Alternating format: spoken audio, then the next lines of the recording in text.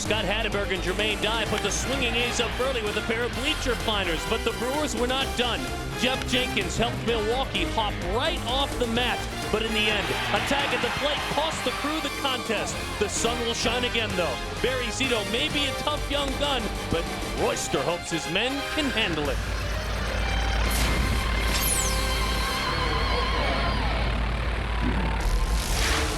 Traveling the globe with the Milwaukee Brewers, this is what you do watching Brewers baseball on television. Alcatraz, just across the East Bay. A good way to get around, too. Oh, we know it very well. Coming up the hill, of course, the cable car in San Francisco, and across the bay, a couple of teams right now going in opposite directions. The Brewers, losers of 5 in a row. The A's, winners of 5 in a row. We all hope they turn it around tonight. Alongside my broadcast partner, Bill Schroeder, welcome back to the ballpark. I'm Darren Sutton. So glad you're with us tonight, and it is. It's time to get things turned around for these Brew Crew. And when you talk about the matchup, how about the shortstops? We all know who Derek Jeter is, Omar Vizquel, names like that, Nomar Garcia-Parra. But how about these two guys? These two guys are pretty good on these clubs. Yeah, Miguel Tejada, the Oakland A's shortstop, has only got 5 errors this year. Last couple of years, he's driven over 100 runs. Miguel Tejada, outstanding. You don't hear his name a whole lot out here in Oakland, but he's one of the best in the business. Jose Hernandez again, 78 RBIs last year. He's hitting home runs again. The strikeouts, what everybody talks about in the National League with Jose, not fair. Again, Jose Hernandez also having an outstanding defensive season. He's only made 6 errors, so it should be a good matchup. Oh, and they will be strutting their stuff this evening. Tejada, Hernandez, the glove, the bat. It is the Milwaukee Brewers. Shake it with me a little bit. Shake it. And the Oakland A's. Next. Brewers baseball on Fox Sports Net is brought to you by Miller Lite. Life is best told at a place called Miller Time. By Checker Auto Parts. You can do it, and we're here to help. By Aflac. That's about it at work. And by Pennzoil. We're driving protection. That's cold water, folks, and you wonder why no one ever escaped alive anyway from Alcatraz to be found again. We're going to talk more with you throughout the day. You were a tour guide and out there touring the Rock today, but the Milwaukee Brewers, losers of 5 consecutive games against left-hander Barry Zito, looking to get it together, Jerry Royster. His club has struggled against left-handers this year. With that in mind, this is the starting lineup that he put together tonight. And it's always brought to you by Tires Plus. Eric Young, right-hander. Ronnie Belliard, right-hander. Jeffrey Hammond's right-hander. Richie Sexton, right. Alex Ochoa, right. Jeff Jenkins has been hot, had a big night last night. Right-hander, right-hander, right-hander. Hernandez, Loretta, and Machado against the left-hander, Barry Zito. Yeah, and this guy is one of the best in the business, young left-hander. Barry Zito, as our Hyundai scouting report shows, he's got an outstanding curveball. Big overhand curveball. He throws a good fastball. He keeps it down in the zone, and that changeup, he'll throw it to anybody. Barry Zito's got 3 very good pitches that he will throw at any time. Big high leg kick. He doesn't have a very good move over to first base, but he can throw that baseball. You can see those numbers outstanding. Only 73 hits allowed in 81 innings, 11 of which have been home runs. So if he's got an Achilles heel, it's the home run ball. Let's take a look at the defense that will go to work behind Barry Zito as we go around the horn. First baseman, John Mayberry, Jay Mabry, I should say. It is Mark Ellis at second base. Eric Chavez is at third. Miguel Tejada. Calisthenics out there at short. Adam Pyatt is in left. T. Long, Terrence Long in center. Jermaine Dye is in right. And behind the plate, Ramon Hernandez does the catching, and the first pitch misses high and away to Eric Young. And just like that, we're underway here in Oakland. And we're sure glad you're with us tonight in Wisconsin watching Brewers baseball. EY takes another pitch high from the left arm of Barry Zito. Eric in the midst of a 3-game hitting streak, and he's in the midst of a raging run over his last 3 weeks or so. He really has been climbing that average north. Yes, he has. He's almost at the 250 mark, and as you talked about, about 2 or 3 weeks ago, he was below 200. So he has been swinging the bat well, getting an opportunity to lead off here tonight with Sanchez sitting this one out with the lefty on the mound. EY fights it off and goes toward right field. Eric was talking about facing Barry Zito, and he, like many of the Milwaukee Brewers, the only chance they've gotten to see Barry Zito, and let's not forget about this because it counts as in spring training. Oakland trains in Arizona, as do the Brewers and the Cubs. EY crushes that one toward left. Backing up now and making the play is Adam Pyatt, 1 out. Can that help? Can that make a difference when you see a guy in spring training? No, absolutely. But the question is, how many at-bats do the Brewers get? The guys that are in the big leagues right now get off of Zito. You don't know. There's a changeup on the outer half of the plate, and EY able to hook it and hit it hard into left field. That's a good swing. Weighted back again. Zito is going to throw a lot of off-speed pitches. That changeup very good. But yeah, it'll help. Anytime you see a pitcher and you know what he's got, you see how his fastball reacts, the break of his curveball, it's going to help. How much it's going to help tonight, don't know. You see that a lot in interleague play, though. At times, hitters, for the first time seeing pitchers, especially young pitchers like Barry Zito, just 24 years old and a couple of years in the major leagues, and especially with the new version of interleague play where you're not central playing the central. Now you're central playing the west, maybe next year the east. Ronnie Belliard, 252. Line drive. Oh, play by Chavez. My goodness. Now Zito's got him popping up, doesn't he? A bullet to left and a bullet to third base. Well, I guess if you're 7-2, you got to have some luck. And Zito coming out of the bullpen here tonight. The Brewers are ripping the baseball pretty good, but have nothing to show for it. Chavez, a smile there. Zito, one would imagine, a smile as well. And he has been rolling this left-hander since May the 5th. 7 starts. He's 6-0 with a 2.28. Only 12 walks and 44 strikeouts in that span. There it is. Look at the earned run average is good. 12 walks, 44 strikeouts. That's an outstanding ratio, almost 4-1. Prior to that, the young left-hander 1-2 with an ERA just under 5. Line drive, base hit into left field for Jeffrey Hammonds. So everyone hitting the baseball hard. It's just that there are 2 outs as that baseball gets away with a runner at first base. Hammonds, by the way, snapped an 0 for 10, and that feels good when you break out of that. Well, Jeffrey, another pitch right down the middle. Watch where this pitch is. It cuts home plate right in half. Jeffrey able to be quick and rip it into left field. So, you know, Zito is getting a lot of home play with his pitches. They're upstairs, unfortunately for Milwaukee. 3 ropes and only 1 hit. Smiles at first. When you snap an 0 for 10, that's what happens. Richie Sexson settles in. Last 17 games, he has been hot. Strike 1 to Richie, and that may be the frustrating thing. Eric Young, Jeffrey Hammond, Richie Sexson, Jeff Jenkins, these guys hitting of late, but the hits unfortunately not equaling wins, Bill. No, well, the pitching has not been there, and that's, you know, somewhat of a departure from what has been happening for most of the season. Pitching not able to get it done. Ruben Quevedo had a rough first inning yesterday.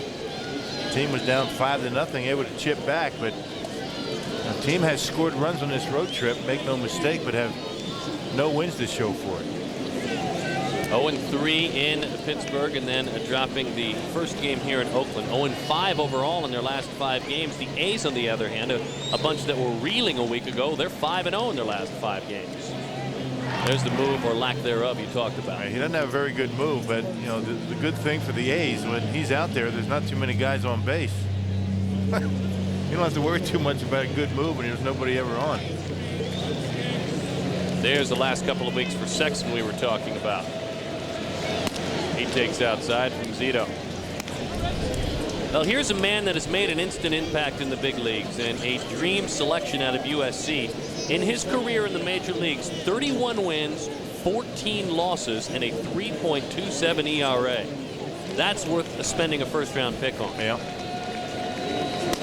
High and inside. Very good starting rotation here in Oakland. Tim Hudson, the Brewers, mercifully will not face him. Mark Mulder, another left-hander. I guess that's the key to success, getting good starting pitching day in and day out.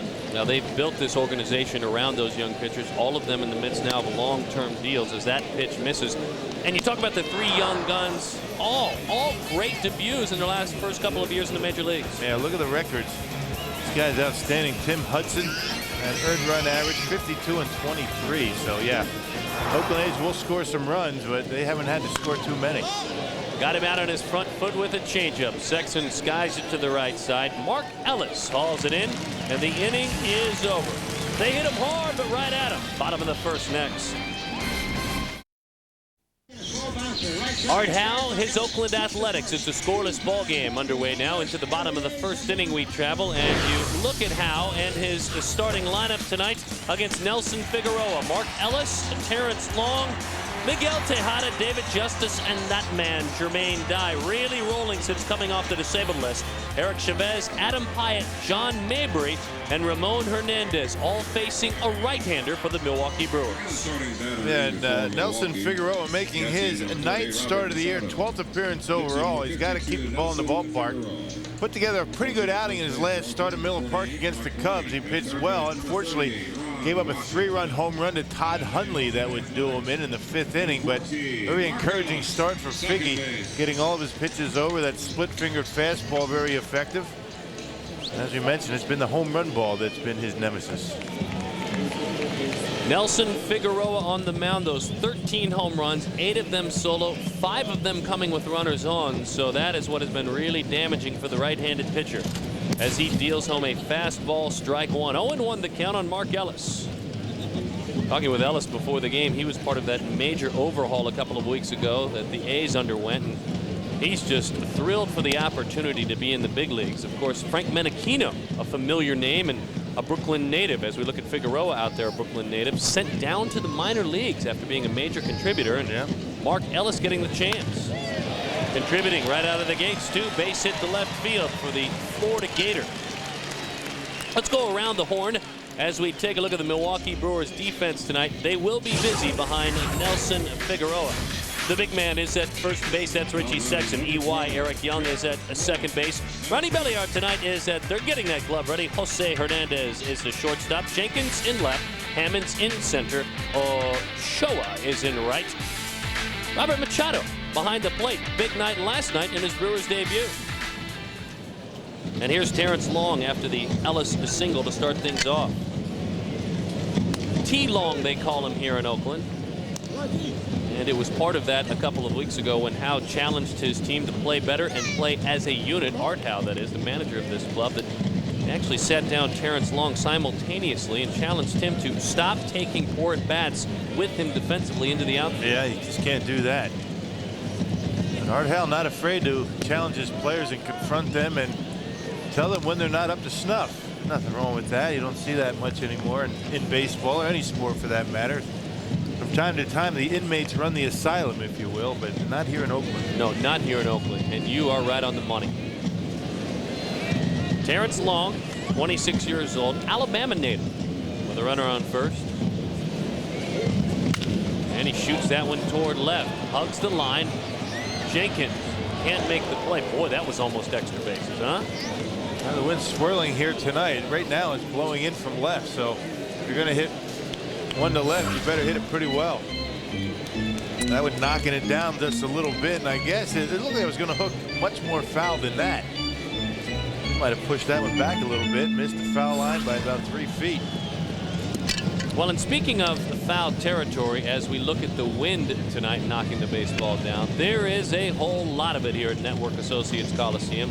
I like to call it a pitcher's dream. This former pitcher loves all the foul territory here. And the wind blowing in, right? Boy, you're right. You just combined two of my favorite things as that one is fouled off. Let's take a look at our Ream team weather forecast for tonight. 62 degrees and breezy, 15 miles an hour. We don't have any waterway forecast for you, partner. So I will give no it to you. I will you. give it to you. It was choppy out there today. That's right. You rode in a boat today. Yeah.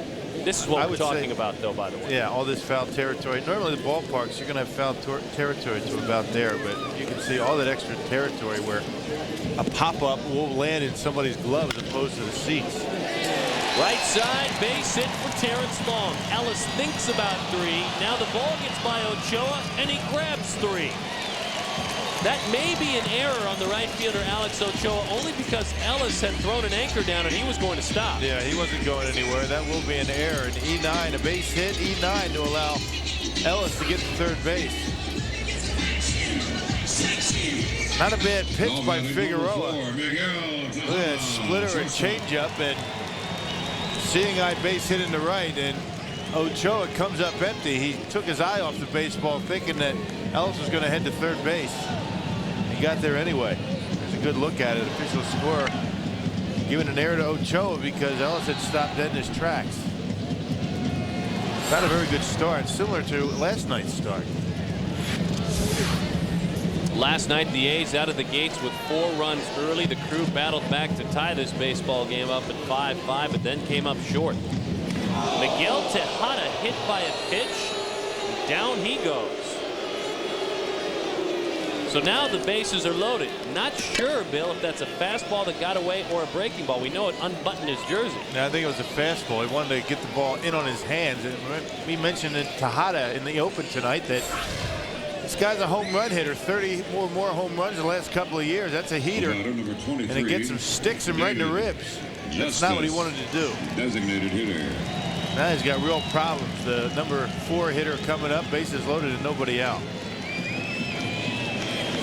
Just running it in there and actually popping the buttons open on his jersey as he stuck it in his ribs. So Tejada, a mouthful of dirt as he earns a hard-earned base. And here's David Justice, the veteran of many seasons in the big leagues.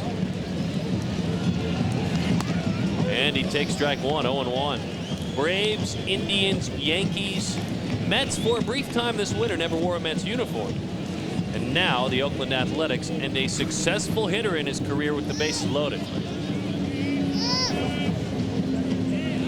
Righty against the lefty. Infield back, double play depth, outfield straight. I mean straight up. Strike. 0-2. Right on the outside corner. The Brewers know all they have to know about David Justice with his days with the Cleveland Indians. He hit a lot of home runs against Milwaukee. And at the time, one of the better left-handed hitters that trotted into County Stadium. No balls and 2 strikes with nobody out. Bases loaded. Justice, foul ball. Well, Justice has been plagued the last couple of seasons with chronic groin injuries. He had one this year, had 2 last year. All have landed him on the disabled list. Otherwise, even at 36 years old, you would see David Justice in the outfield for these Oakland Athletics. But the American League now good to him because he can serve the role as a DH. 6 home runs in 20 games, by the way, those numbers you were talking about. It's the kind of stuff he can do. Justice fouls it off. No one has appeared in more postseason games, had more postseason at-bats, or driven in more postseason runs than that left-handed batter right there. Yeah, limited at-bats, only 66 at-bats. David Justice hit 6 home runs against Milwaukee in his career.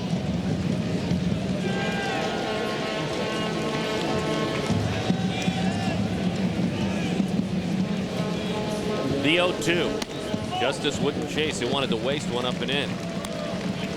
With the velocity for Figueroa, we know he doesn't throw hard, but that last fastball, 84 miles an hour. Not very hard, but he doesn't rely on velocity. He relies on location, and he was lucky enough to, or smart enough to get that pitch too high so Justice couldn't hammer it. Throwing 84, you better be around the knees or around the shoulders with it. The 1-2 fights it off toward left. An interesting thing happened right there with Machado, the catcher. He gave a sign to Figueroa, and as he was giving it to him, he was shaking his head no. Was obviously telling him, just shake me off? Yeah, well, it was a situation where it's a fastball. Figured the hitter's up there looking for a fastball. You throw one sign down. He starts his windup. Hitter's saying, all right, this is a fastball, no doubt about it. So a catcher will shake the head, pitcher shakes the head, and put a little bit of doubt in that hitter's mind. The game within the game, especially for a command pitcher like Figueroa. This is a good at bat for David Justice. 4 pitches consecutively fouled off. And the thing you don't like is that all the pitches to Justice in this at bat, except for the last one, up in the strike zone. You can't get away, as we mentioned, with home run hitters up in the zone. That's why Figgy's given up those 13 dingers. Well, the bulk of those, amazingly enough, given up at home at Miller Park. He has really struggled this year. On the verge, teetering right now, struggling on the road tonight, though. The 1-2. Outside, 2-2. Matter of fact, at home, his ERA 6.25. On the road, 3.52. That's a big difference.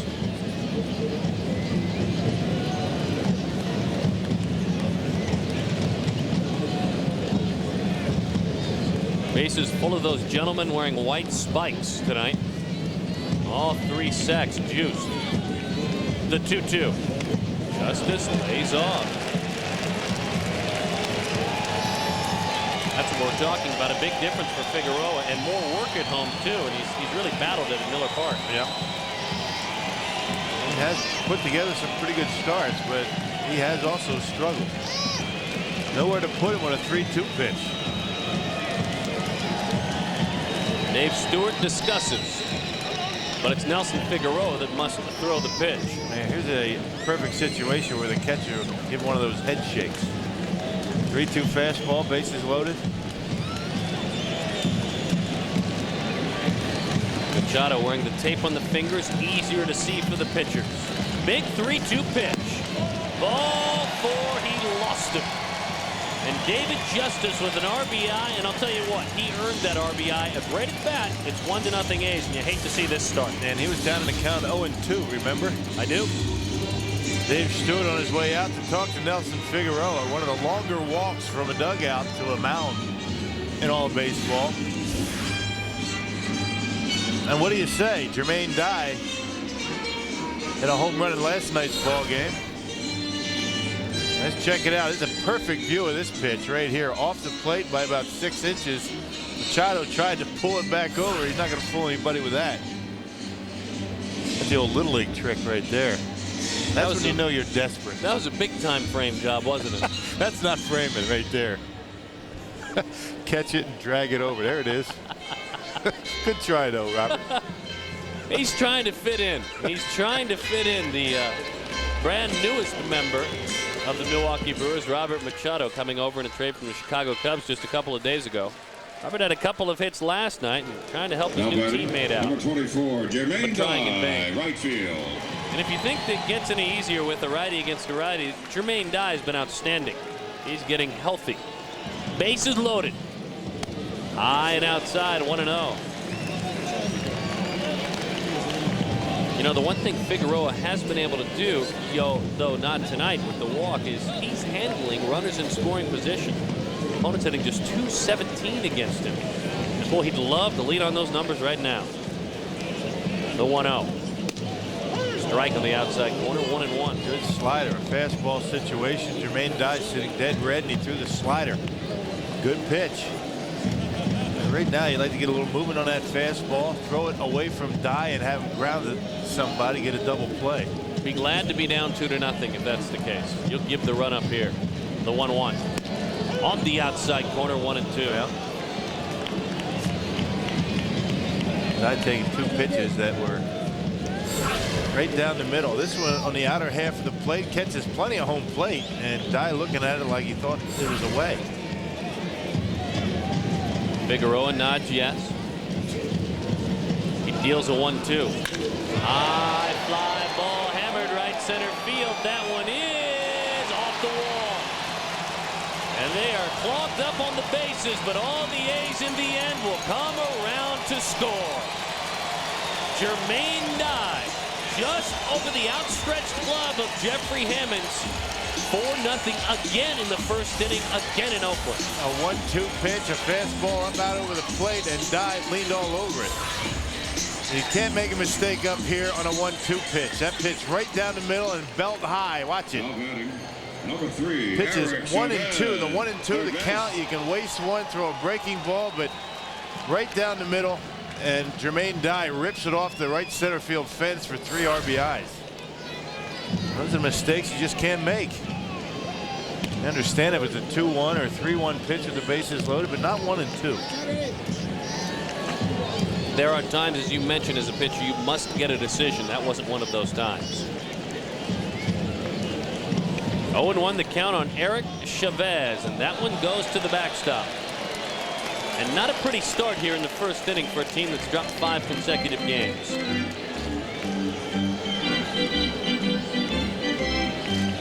You see the struggles in 9 starts this season for Nelson Figueroa.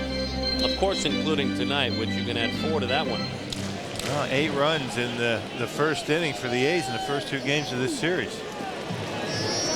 And again, they're averaging about 8 runs a game in their last 5 games.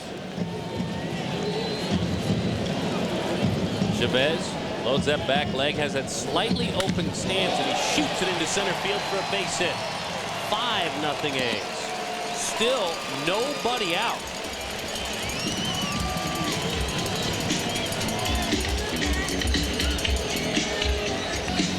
Jason Giambi, who? Man. Now batting number 6, Adam. Everything up Hyatt. in the strike zone, Left and field. Figueroa not able to get into a situation to use that split-fingered fastball. That's the pitch that he wants to get to with 2 strikes. Hasn't been there yet. Here's the pride of Mississippi State University, Adam Hyatt. Another guy called up in the overhaul here in Oakland. Basically replacing Jeremy Giambi in the outfield. He was traded to Philadelphia as the breaking ball is high, and they want to see Hyatt play every day. Billy Beane, Art Howe basically made the decision. We want more athletic players, and we want to play them every day, and we'll live or die with them. And young, hungry kids. And that's what the A's have. That's how the A's have been able to, overachieve, some people would say, the last couple of years. No doubt. They don't want guys to settle in and be comfortable. It's one of the reasons why they cleaned house. 28 pitches already for Figgy. And remember, nobody out. So we've talked about it. Jerry Royster talked with us before the game about the fact that this Brewers club has been able of late to get off the mat. They have that look in their eye, but you can't lean on that every night. Pitch misses low and in. 2-1. This is Figueroa to this point, scuffling tonight. Yeah, well, Corey Lada was out on the mound yesterday for the A's, and he has been scuffling. He has not been pitching very well. And you get a 5-run lead to Barry Zito, you're asking for trouble. I never asked for it. Did you? Well, somebody did. Wasn't me. Excuse me, Mr. Umpire, can we get a do-over? Yeah, we're not ready. Barry Zito. We may have more time to talk about him tonight. Ground ball, foul ball. Zito's been on that bench for a long, long time, and maybe he'll freeze to death. I think he's all right. Quite the free spirit from what we're told around here in the ballpark. He's a complex individual because he is as free-spirited combined with as focused of a player that many of these people have ever seen. They say that once in a while he may show up to the ballpark with orange hair. You don't know. But when he's out there on that mound, he's as focused, as you mentioned, as anybody in the game. Went around there, good breaking ball, and there's an out. Strikeout of Adam Hyatt. The 7th man to hit in this inning. Ellis singled to start the game. Terrence Long singled. Miguel Tejada hit by a pitch. David Justice a bases loaded walk. Quick look at this, Bill. That was a good pitch going away from Hyatt, and he tried to pull it. Good location. And Hyatt shouldn't pull it.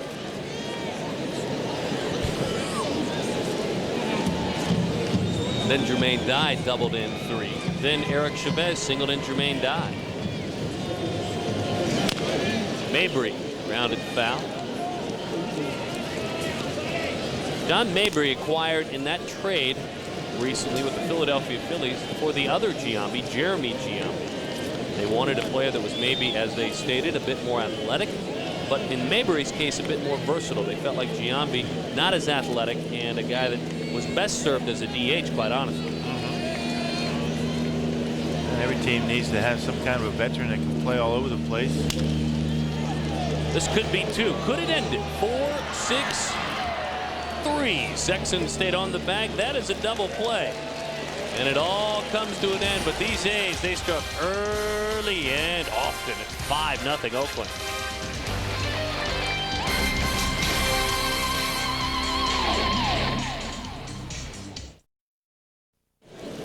Barry Zito out to the mound, the left-hander thanking his mates for all of those runs as we get ready to play in the top of the 2nd inning. Oakland 5, Milwaukee 0. Alex Ochoa leads things off, righty against the lefty. Part of that Jerry Royster matchup lineup tonight that does not include Alex Sanchez, does not include Tyler Houston, thinking righties may be the better option. There is the thought, Bill, that if you put more right-handers in there, maybe you take that curveball away a little bit, but they've been talking about his changeup. Yeah, the changeup's been outstanding. You know, you might take away the curveball. I don't think so. I think when you have 3 good pitches like he has, he'll throw them to anybody at any time. We have been told that Zito will throw changeups to left-handed hitters. Let's take a look at this young man for those of you that want to know what he's all about. Well, Zito, as we mentioned, the fastball that's pretty straight. Swing and a miss up out of the zone. And another pitch up around the eyes. What are these guys swinging at? And there's the changeup. 3 strikeouts. The fastball, the change. We haven't even seen the curveball yet from Zito. And it is a good one. Lowest in the National League against left-handed pitchers are Potawatomi Power performers. Not really performing. The Milwaukee Brewers, they're scuffling against left-handed pitching. Jeff Jenkins takes a pitch to tie it away. 1-0. Well, what a trip it's been for Jeff Jenkins. What cliche can we come up with? On the right track. Focused again. 7 for 14. That speaks louder than anything. On this road trip with 5 runs driven in. Man, that's what he's been doing a lot this year. He's been swinging the bat very well on the road and scuffling at home. More home runs, more RBIs, the batting average, night and day difference away from Miller Park this year.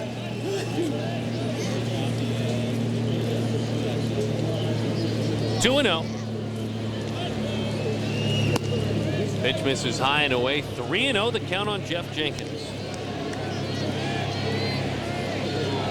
He's that batting average, 21 points in his last 11 games, but he will tell you, I'm not a 241 hitter. I need to keep it going north.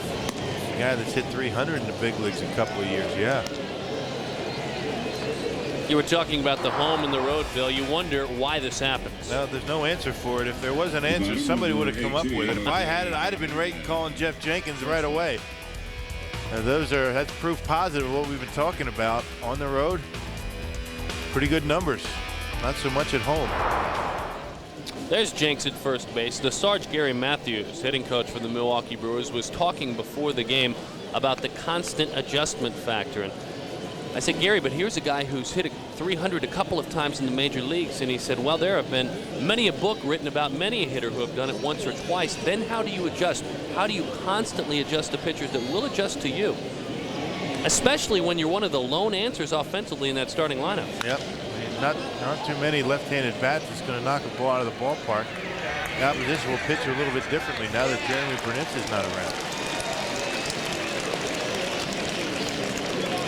But Gary Matthews made it very clear that what he is seeing, the patience combined with the aggression, and you know as well as I do, that's all about the timing at the plate. The patience combined with the aggression, he thinks he's turning the corner. Well, a guy that's not patient, a guy that's willing to swing pitches out of the strike zone, very difficult to hit 300. And Jeff has improved that patience and is walking more.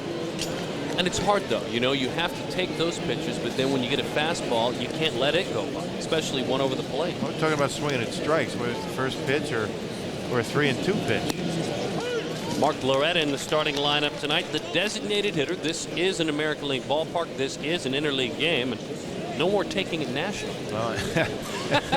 And again, for the second straight night, the Brewers falling behind in the first inning. Figueroa, the pitcher, doesn't have to come up and hit, so they won't have to pinch hit for him to get some offense going. So maybe Figueroa will be able to pitch a little bit longer than ordinary. A little blooper toward right. Ellis runs it down like a quarterback. He found his wide receiver. Did Mark Loretta. That was the wide receiver. Look at this. Touchdown, Florida. Oakland 5, Milwaukee nothing. Glad to have you back at one of the cities by the bay, East Bay that is, on this beautiful night. And fans, don't forget to make plans now to see Brewers pitcher Mike DeJean at the Brewers Clubhouse store. Mike will be at the Clubhouse store in Brookfield Square Mall on Saturday, June the 15th, 11 a.m. He's in there somewhere, hiding from us, to 12:30 p.m. And as always, stop by the food court. And as Bill likes to say, bring him a Cinnabon. Treats always help.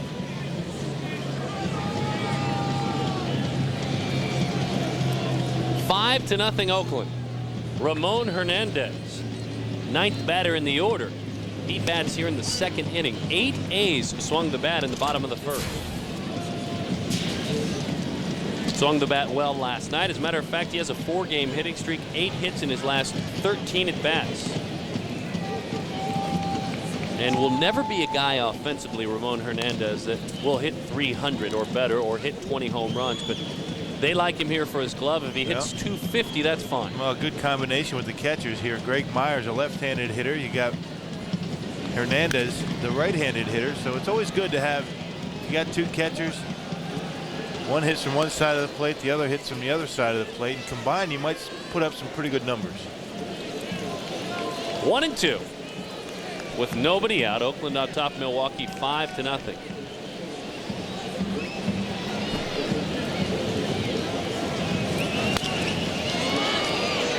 Charging in, Jenkins makes the play for the out.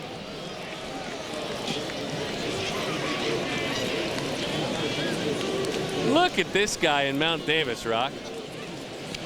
How about that? I don't know. What's going on? You know, yesterday was a solar eclipse. I don't know what his problem is. He's got a credential, too. Look at him. Look at, he's being told by Stomper, the team mascot, that he has to go down. I'm thinking that this is a bit of a skid here. There he goes. He has to run and motivate the crowd as the pitch nails the inside corner. There's Stomper. You like Stomper? Yeah, Stomper's all right. Come on, man. I'm not a big mascot guy. You know, they're really you know, a non-factor for me. Line drive, left field, base hit for Ellis. He's 2 for 2. You see what happens there, though? Stomper and the A's employee with the flag, that motivated Ellis. I mean, that worked for him, and that's why he got that hit. About her center fielder, Thanks a lot, Stomper. You know, I've never really understood the correlation between the Oakland Athletics and the Elephant. Funny you should ask that, Bill, and since it's a 5-0 score, What a segue, I will proceed to explain it to you. Just lobbing you softballs. Little did you know. It's got to do with the circus, doesn't it? Well, actually not, fans and Bill Schroeder. Matter of fact, it goes all the way back to 1901 when Connie Mack and the A's helped to form the American League. And John McGraw, the New York Giants manager, called the A's the White Elephants, meaning that Mack should not be allowed to spend money without supervision. And out of total disrespect for the Giants, as that one is a base hit into right field.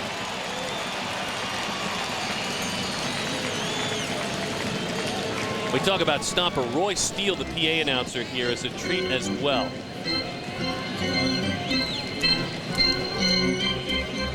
Now batting, shortstop, Miguel Tejada. Don't you love that voice? Now in left field, they get the drums going too. Right over that wall in left field, and they have the Tejada chant. This might be a football game. Remember that call you just made with Touchdown Florida? You got the banners going, you got the band. I'm telling you, they have fun here. They may not pack it out, but they have fun here. These are good fans. So anyway, just to finish the thought, Mack was mad at McGraw and said, since they called us the White Elephants, we will put White Elephants as our logo on our uniforms. It has come and gone on several occasions. They have disappeared. Charlie Finley got rid of the Elephants, but the Elephant is now back to stay here in Oakland, all the way back to 1901.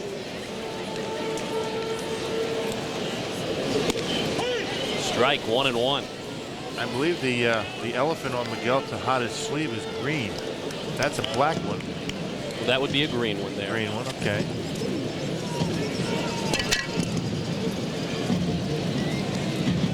One and one with one out. Didn't mean to correct you there, partner. Oh, yes, you did. You jumped all over it, too. It's all right.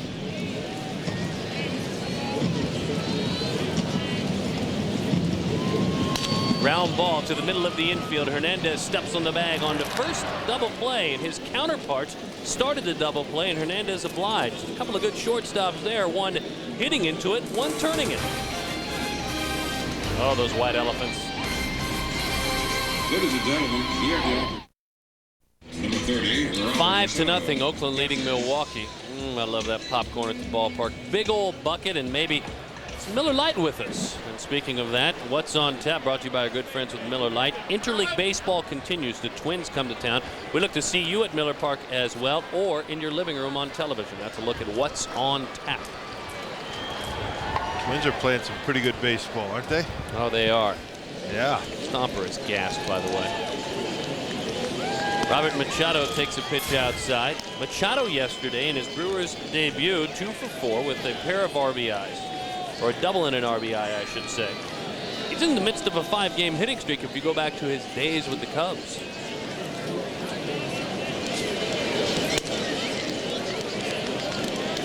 Interleague play, of course, rolling out, and you would think maybe the natural rivals for the Milwaukee Brewers would be the Chicago White Sox. Well, the Chicago White Sox, their rivals have to be the Chicago Cubs. I like the Twins matching up with the Brewers. Yeah, it's always been a good rivalry. The Twins and the Brewers would hook up some pretty good games, particularly in the Metrodome. When that place gets packed, and the Brewers are going to be going there right before the All-Star break this year, you can't hear yourself thinking there.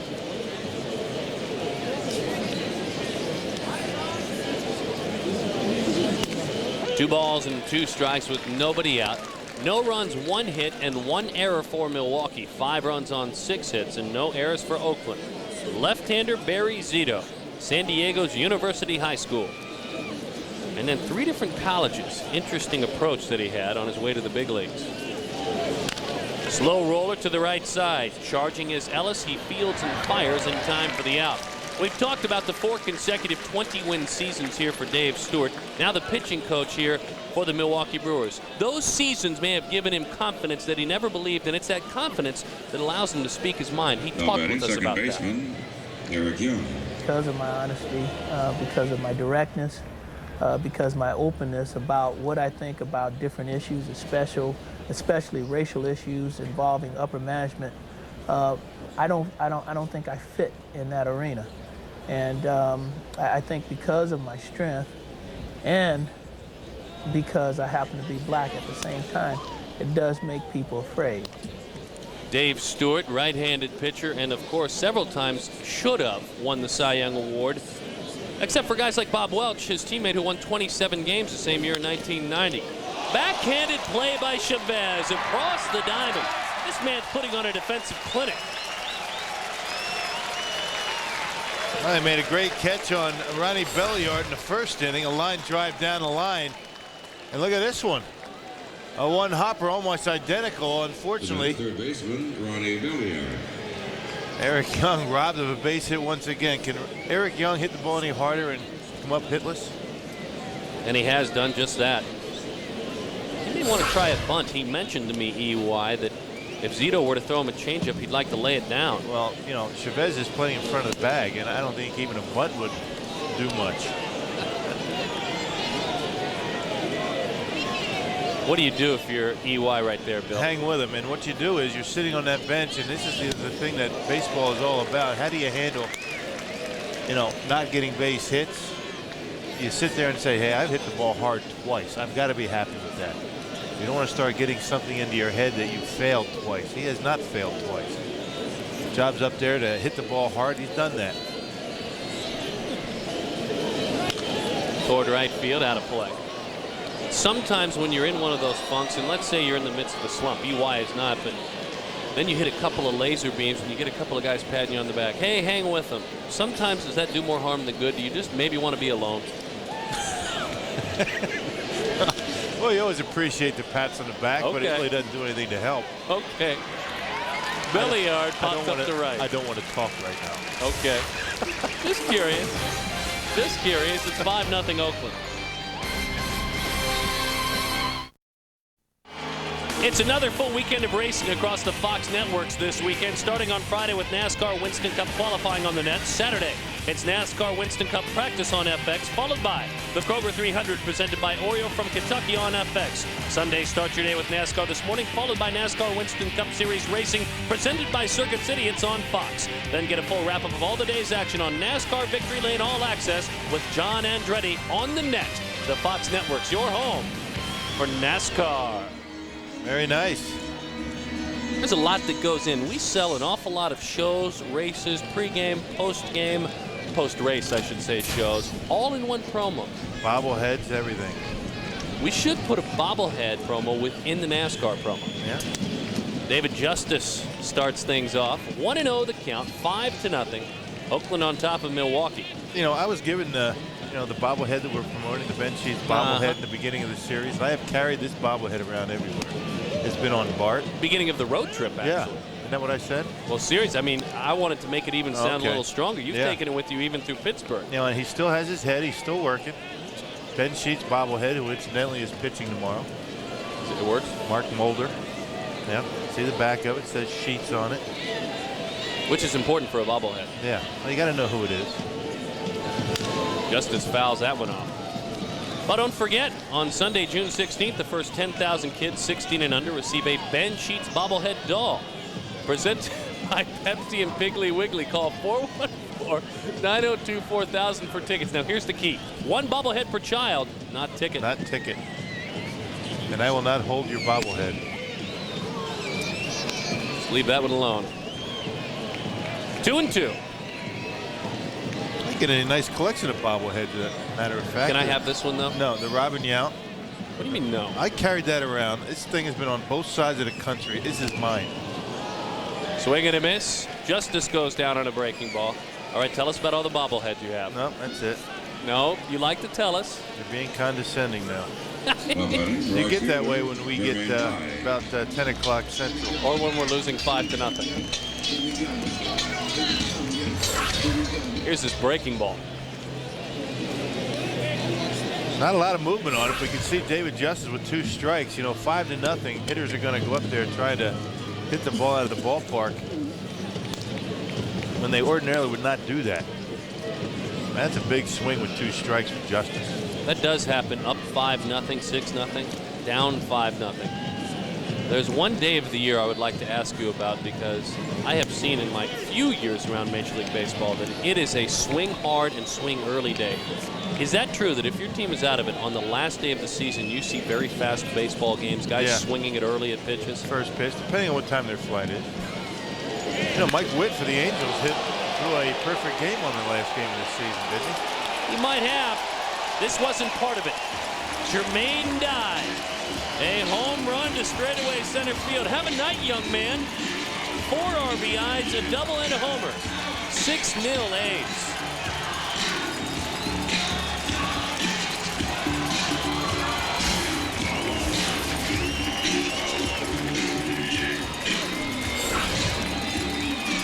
Well, it's a 1-1 pitch, a fastball down the middle, and looks like Figueroa knew it was gone, didn't he?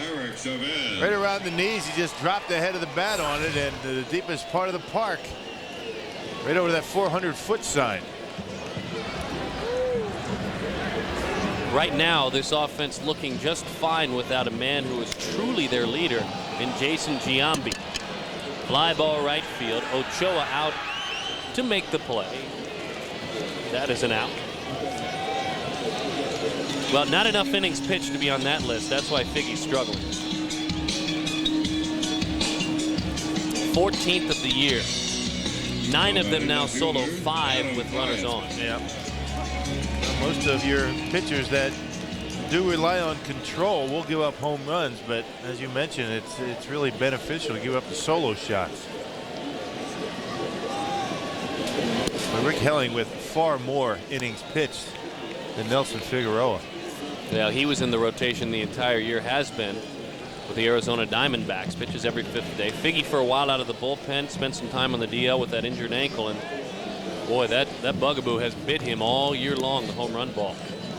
By the way, yes, Mike Witt did throw a perfect game on the last day of the season. I don't remember the exact year, but I do know it was against the Texas Rangers. In Texas. And he also combined on a no-hitter with Mark Langston. I was there for that one. Did you catch that game? No, I did not. Lance Parrish caught that one. So when you were with Anaheim, and they were called California at the time, you worked with Lance Parrish? Yeah. Under the glove of Hernandez. That no-hitter for Mike Witt, by the way, it just came to me. 1984, September 30th. Came to me in my ear, too.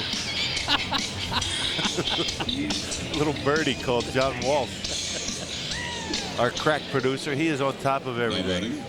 First baseman, John. How about yesterday when you mentioned the fact that the umpire, Tim McClellan, who is now at third base today, the third base umpire, Tim McClellan, was the home plate umpire last night, and you mentioned the fact that Tim McClellan was the umpire in the George Brett Pine Tar game at Yankee Stadium, and bang, we had the video of it on the air. And he dug it out. I bet he can't do that again.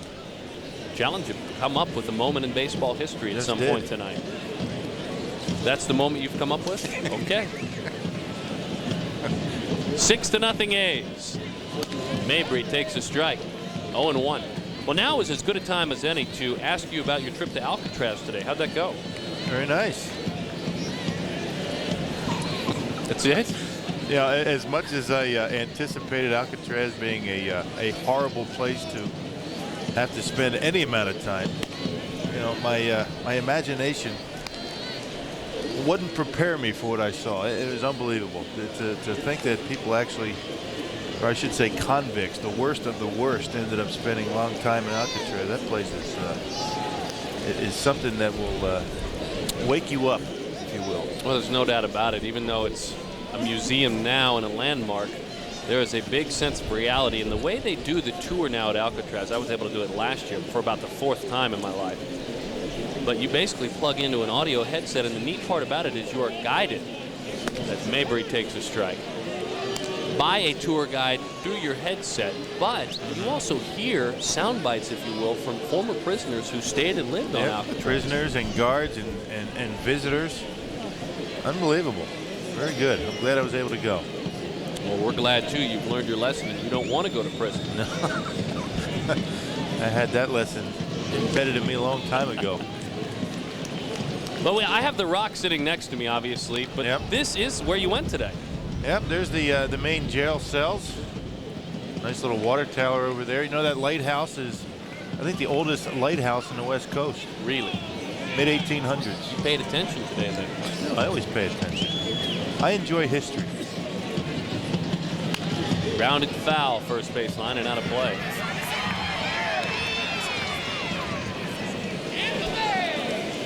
But you know what? I did learn something that, you know, kind of upset me. You know, the Birdman from Alcatraz. Right. Never had birds at Alcatraz. He had birds at Leavenworth Prison. But the birds weren't permitted at Alcatraz. Oh, the Birdman from Alcatraz. Why did they say that?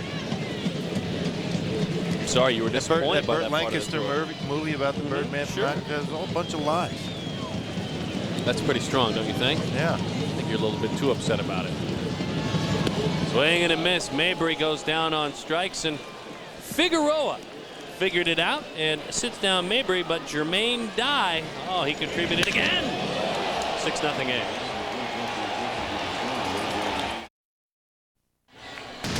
Milwaukee Brewers baseball on Fox Sports Net is brought to you by Menards. Save big money at Menards, and by Potawatomi Bingo and Casino, the place to be. Network Associates Coliseum on your right. Of course, the home of the Golden State Warriors on the left there in the fine arena next door. 1-0 the count. Underway here in the top of the 4th inning. Do the Brewers have a comeback in them? They have been doing it with regularity of late. High fly ball, center field. Terrence Long to his left makes the play for the out. 1 away. All right. Remember, no wagering at home. Our Aflac trivia question tonight. This is a pretty good one. Who was the first Brewer to win a League Most Valuable Player award, an MVP in the National or American League, whichever it may be? Who was the first Brewer to win that award? I know that one. Okay. No hints, please, because I know some are illegally wagering on this question. Richie Sexton takes in. I want to say the Brewers had an MVP back-to-back years. I think you're right, as a matter of fact. Good years, very good years. Different guys, though. Different guys, and the one who won it the second time may have won it again. Robert Dow. But that's not the answer to our trivia question. It is not. Richie popped up to second base back in the 1st inning as Zito misses in. 2 balls and a strike with 1 out. But I think that the gentleman that won it right before Robin is the answer. Okay. I'm with you on your hints. The 2-1 pitch from Zito. Round ball towards short. Tejada gloves it. Okay, then across the diamond it goes, and he guns down Richie Sexton. And that gentleman has Oakland ties. Okay. Miguel Tejada defensively and offensively does a lot of good things, Bill. Oh, we talked about him on the open. He's made only 5 errors so far this year, and that's outstanding for a shortstop, all the chances that they get. And I'm not even talking about his offense, but He's got good range. He's got a very good, accurate arm. One of the best in the business. Made 21 errors last year, which is not horrendous, but he's really improved that defense. Alex Ochoa with 2 outs. Takes a ball inside. 1-0 the count. He gets lost in the shuffle, too, here in the American League with all the great shortstops over here. Yeah, 1-1. if he was in the National League, they'd be talking about him every day. Yes, they would. Making the All-Star team every year. 100 or more RBIs 2 consecutive years. He's done a great job last couple of seasons. And stacking right up there with all the greats. 2-1. But that'll happen. And there are great shortstops, even with Cal moving from short to third and then retiring.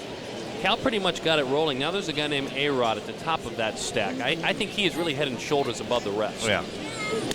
Swing and a miss, 2-2. Well, a couple of years ago, A-Rod as a shortstop hit 52 home runs. Yeah, he's the best in the business. Campaneris was outstanding, but didn't hit the home run.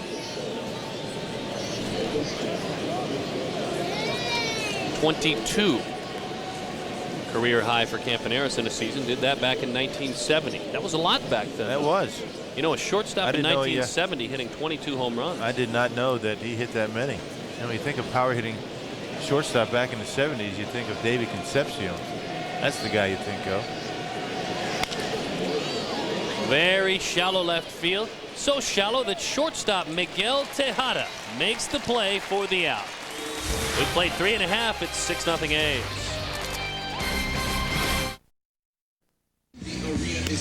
The future's bright here in Oakland, and you know the rest of the story. Oakland 6, Milwaukee nothing. And of course, we asked you our Aflac trivia question. Who was the first Brewer to win a League Most Valuable Player Award? NL, AL, whenever it was.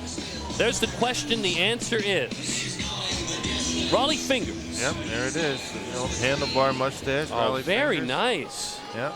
Won the Cy Young Award that year as well, and there he is. Always will be remembered here in Oakland. A big part of his career spent for those teams that dominated the 1970s in the American League. You caught Raleigh Fingers, correct? Yes, I did. When he was with the Milwaukee Brewers right toward the end of his career, and he told me something I never forgot regarding pitching late in the ball game. How many times have I used that this year already? Well, rather get beat by 3 singles than a home run. So set up outside. Set up outside. Don't get beat inside late in the game. I've seen that happen a few times this year. Toward third, Ronnie Belliard fields and fires a bit high, but there's a tall first baseman over there, so 1 out. Of course, Raleigh Fingers, so much success in Oakland and Milwaukee. Hall of Fame career, Rock. Yeah, look at that, 2.9 ERA. Outstanding. 6th all-time in saves, 341, and look at the long list of awards. World Series MVP, AL Most Valuable Player, Cy Young Award, and elected to baseball's Hall of Fame back in 1992. And still has that handlebar mustache.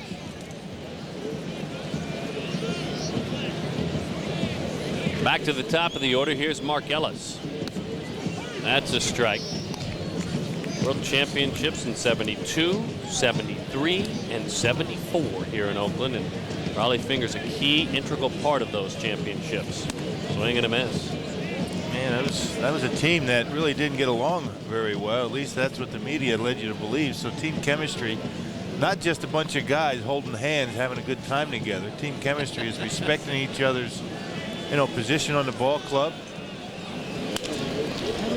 To his left, Jose Hernandez throws out Mark Ellis. 2 outs.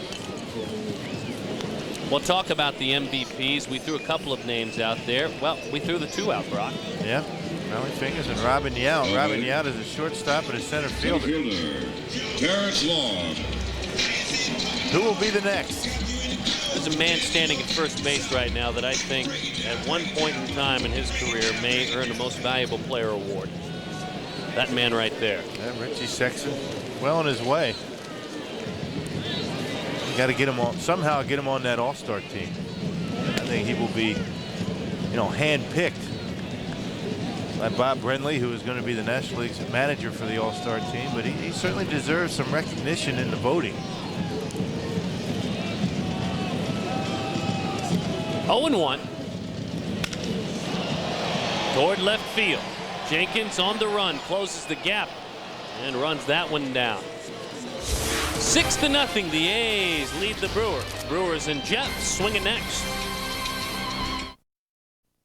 Hopefully by the end of the night, that will be a prince as Oakland leads Milwaukee by a score of 6-0. And we remind you that kids ages 8 to 14 enter to win the Brewers Piggly Wiggly honorary Bad Boy Bad Girl contest. All the good things that go along with it. You can win 4 tickets to a game as well. Enter at your local Piggly Wiggly store. Jeff Jenkins takes a breaking ball for a strike. 1-0. No runs, just 1 hit and 1 error for the Brewers. 6-8-0 for the Oakland A's, who have won 5 consecutive games. Swing and a miss. Home run cut there. Yeah, Jenkins saw that one pretty well, but a little bit too high out of the strike zone. Again, Zito, very good command. He struggled a little bit early in the ball game. The Brewers hit some balls hard, but that fastball, not a lot of movement on it. Doesn't throw it all that hard. About 88, 89 he'll top out at, but very difficult to get on top of that one up there. Oh, there's the curveball. 1-2. Broke that one out. Second time through the order. We haven't seen too many tonight. No, we haven't. And that used to be the main pitch he was known for. Good arm angle on it, right over the top with it, and caught the outside corner. That's a good pitch. The 24-year-old left-hander looks in for the sign and deals it 1-2. Tried to get him to chase a fastball. Did he? No, he didn't. Had an interesting route to the big leagues, did Barry Zito. Out of University High School in San Diego was the Mariners' 59th round pick. Well, he decided he wanted to go to college, so he went to UC Santa Barbara, was a freshman All-American. Well, you're not draft eligible at a 4-year school until your junior year. Jenkins pops it into foul territory. A lot of space here, so Chavez will not give up. Nice effort. So UC Santa Barbara, then he decided, I'd like to get into this draft. So he went to a junior college, Pierce Junior College, and was a 3rd round pick out of Texas. Well, that wasn't quite what he was hoping for. So then he went to USC, was an All-American there, and was a 1st round pick. Yeah, well, he spent most of his time filling out college applications, didn't he? 3 different colleges, 3 times drafted. He was a busy man. Yes, he was. Breaking ball fouled off. He's bopping around at different schools trying to make it to the big leagues, and he certainly accomplished his goal, so hats up to him. Well, and you can tell, too, obviously, when he was a freshman All-American at Santa Barbara, he did not want to wait 2 more years to become draft eligible.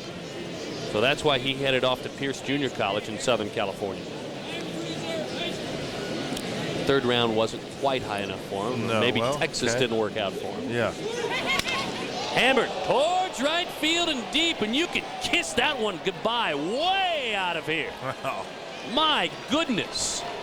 Couple of SC alums dueling there, and Jenkins not nice to Zito. Yeah, no cheapie on that one. That was a fastball up in the zone, and again, Jenkins barely laid off the last one. It was a little bit too high out of the strike zone. This one a little bit lower, and he hammered it into the gap, way out of the ballpark in right center.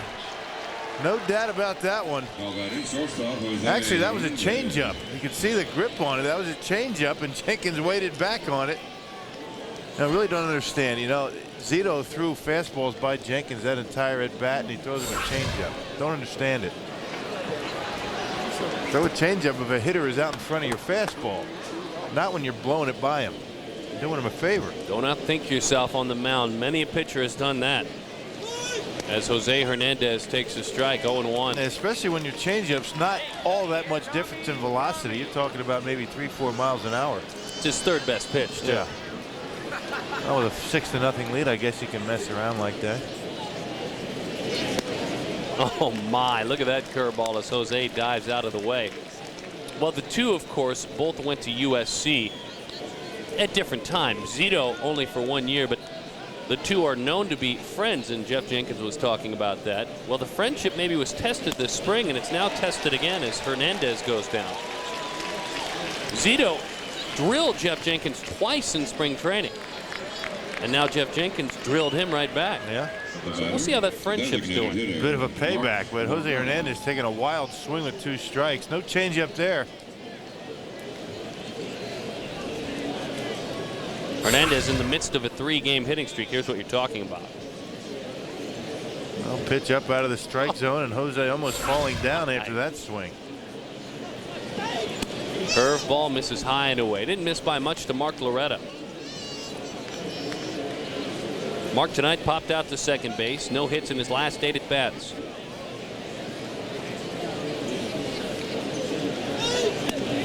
There's a changeup. Just floated that one in there. Yeah. He's got that circle change. It's going to go away from a right-handed hitter, and he takes a little bit off of it. You got to shoot at the right.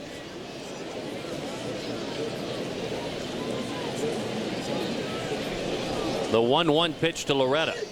Slow roller back to the mound. Zito looks it into his glove, looks at the baseball, and throws out Mark. 2 outs.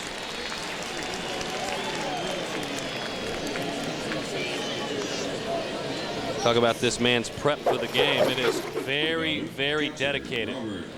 Zito, and we saw it tonight, will spend 50 minutes to the minute preparing for a game, and he goes down to that bullpen down the left field line, and part of it includes visualization, part of it includes yoga, but it is 50 minutes every time. Yep. And he was the only one in uniform out on the field just about right after the Brewers got done with batting practice. You don't see too many starting pitchers out there that early. They may go out there about a half an hour before the game. 50 minutes is a long time. There's a lot that goes into it. 0-1 with 2 outs. Robert Machado takes a pitch inside, 1-1. He's actually been known, Barry Zito, if he has a bad inning and he feels like something is lacking, he will go down into that bullpen while his team hits and throw on the side. He's done it twice this year already. Strike 2. What do you think of that? I think I've never seen anything like that. I don't think that's a very smart thing to do. But I guess, you know, if you're Barry Zito and you've had success and your pitching coach understands that you're a bit of a free spirit, let him get away with it. Is that a diplomatic way of saying that? Very well put, partner. Were you a free spirit when you played? No. I spent a lot of time in the bullpen, though. Okay. Catching guys like Barry Zito. It was a good living for a while. The 2-2 misses in, 3-2. No yoga for you? No. No, I wasn't a yoga guy. Full count with 2 outs. Pre-game preparation, I know Gorman Thomas always said, and I'm probably going to be, you know, have to stop this story, and I will. Can we hold it? Yeah, it's a good one. You know, people will stay tuned now after the break for that. Don't tell anyone. A little tease. How about Jeff Jenkins, though? This was nice. It's 6-1.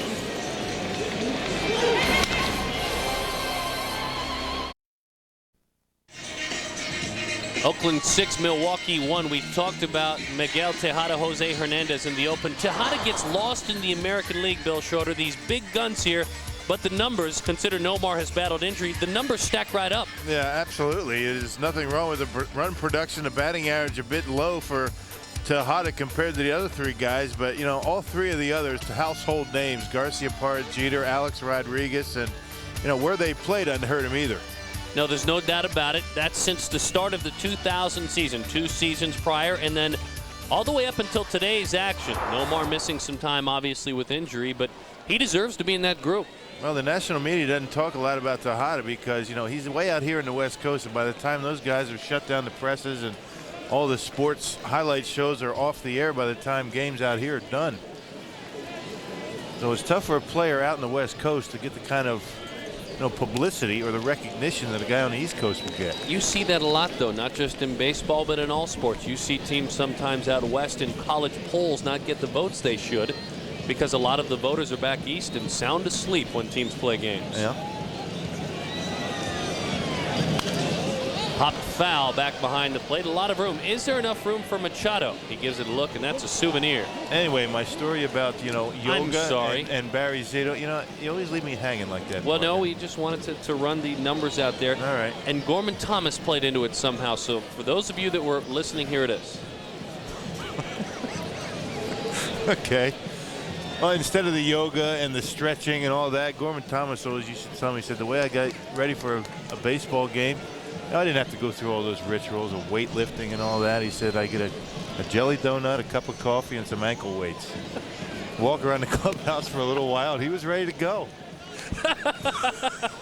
Remember the old ankle weights? I do remember those.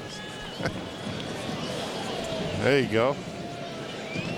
Or you could put that on your head. That would look good on. Ready. That would look good on Gorman's head with the ankle weights. Gorman would probably say that looks like your head, if I know his comeback. Okay, yeah, as opposed to you saying that. Well, no, that's what Gorman would say. I would never say that to you. Yeah. Never. I mean, he roasted you when it was celebrity in the booth night and we chose Gorman. Yeah. I don't know that you and I chose anything, but Gorman was chosen for us. Yeah. He pretty much spent 6 innings roasting you. And that's good. You know, you got to give a guy his form. Many pot shots as we take at Gorman up here. Right, he can't answer tonight. That's true. Jelly donut, large coffee, and ankle weights. Yep.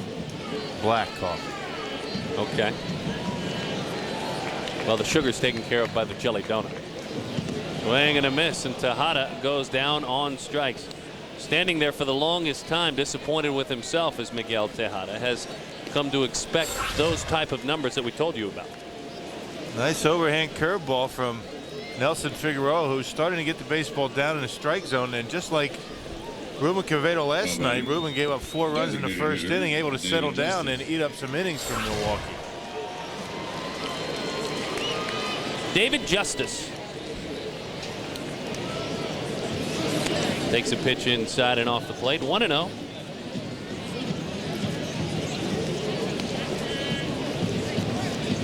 For a man who's had such a long baseball career, it did not start as a dominant baseball player in high school. He played in only 2 games in high school. No, David Justice wanted to be a basketball star. Probably could have been. He went to a little college, Thomas More College in Crestview Hills, Kentucky, on a basketball scholarship. David said they were running us way too much. And he was running, and running by the baseball field one day. He saw they weren't running as much. So he went out for baseball, played 2 more years there, and was a 4th-round draft pick. Yeah, well, what did he do? He came up midway through the season with the Atlanta Braves and really set the world on fire. A case where an injury helped Justice get to the big leagues a bit earlier than was anticipated, and it paid off. He never went back down. He was a young guy, too. I mean, he graduated high school when he was 16 years old. So he was always a bit ahead of the game. He skipped 7th and 8th grades. So if some early in his career said Justice has some growing up to do, some maturing to do, well, they were right on. Skipped 2 grades? Skipped 2 grades. Oh. Inside and off the plate, 3 and 2. Never heard of guys skipping 2 grades. I've a lot of friends that have, you know, repeated grades before.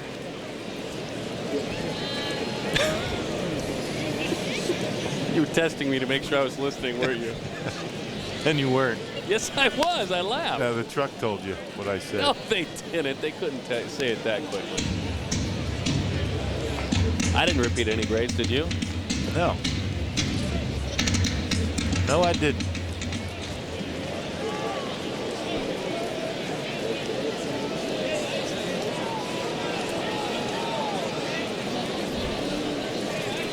Full count, 1 out, 5-1, make it 6-1 now. Oakland on top of Milwaukee. They did have that big 5-run first inning. Justice, did he go? No, he didn't. Upon appeal, that's a walk.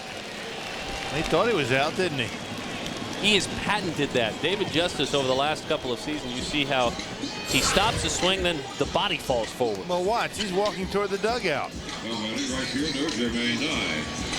There he goes. He's walking toward the dugout thinking, what are you going to do? He's going to third base. You got to go the other way, Dave. He took the right turn right after it. And it did look like he held up, though. So Justice at first. Jermaine died, takes strike 1, and what a night it's been for Jermaine died. Double, 3 RBIs in the first, cleared the bases when they were loaded. Solo home run in the 3rd inning. Last 4 games, he has 8 RBIs. Swing and a miss, 0-2. Well, look at Stomper now. I mean, he is at the very top of Mount Davis. He looks like a mouse from that angle. They say he is campaigning to have it changed from Mount Davis to Mount Stomper. Well, A's fans are probably supportive of that, huh? Sure. Pitch misses away, 1-2. The A's right now, because of all the changes and some lawsuits that came along with the change to this ballpark, are playing rent-free baseball here. Nice. At Network Associates Coliseum. They do handle the game day expenses, if you will, but the 1-2. Pitch misses outside, 2-2. I don't know much about the operation of a ballpark or how much it costs, but I would imagine that's saving them some money. I think so. They have actually offered the folks that run the arena and, of course, the ballpark to do a 4-year agreement. They would like to do a lease agreement and then find out how committed this community is to possibly building a new ballpark here in Oakland.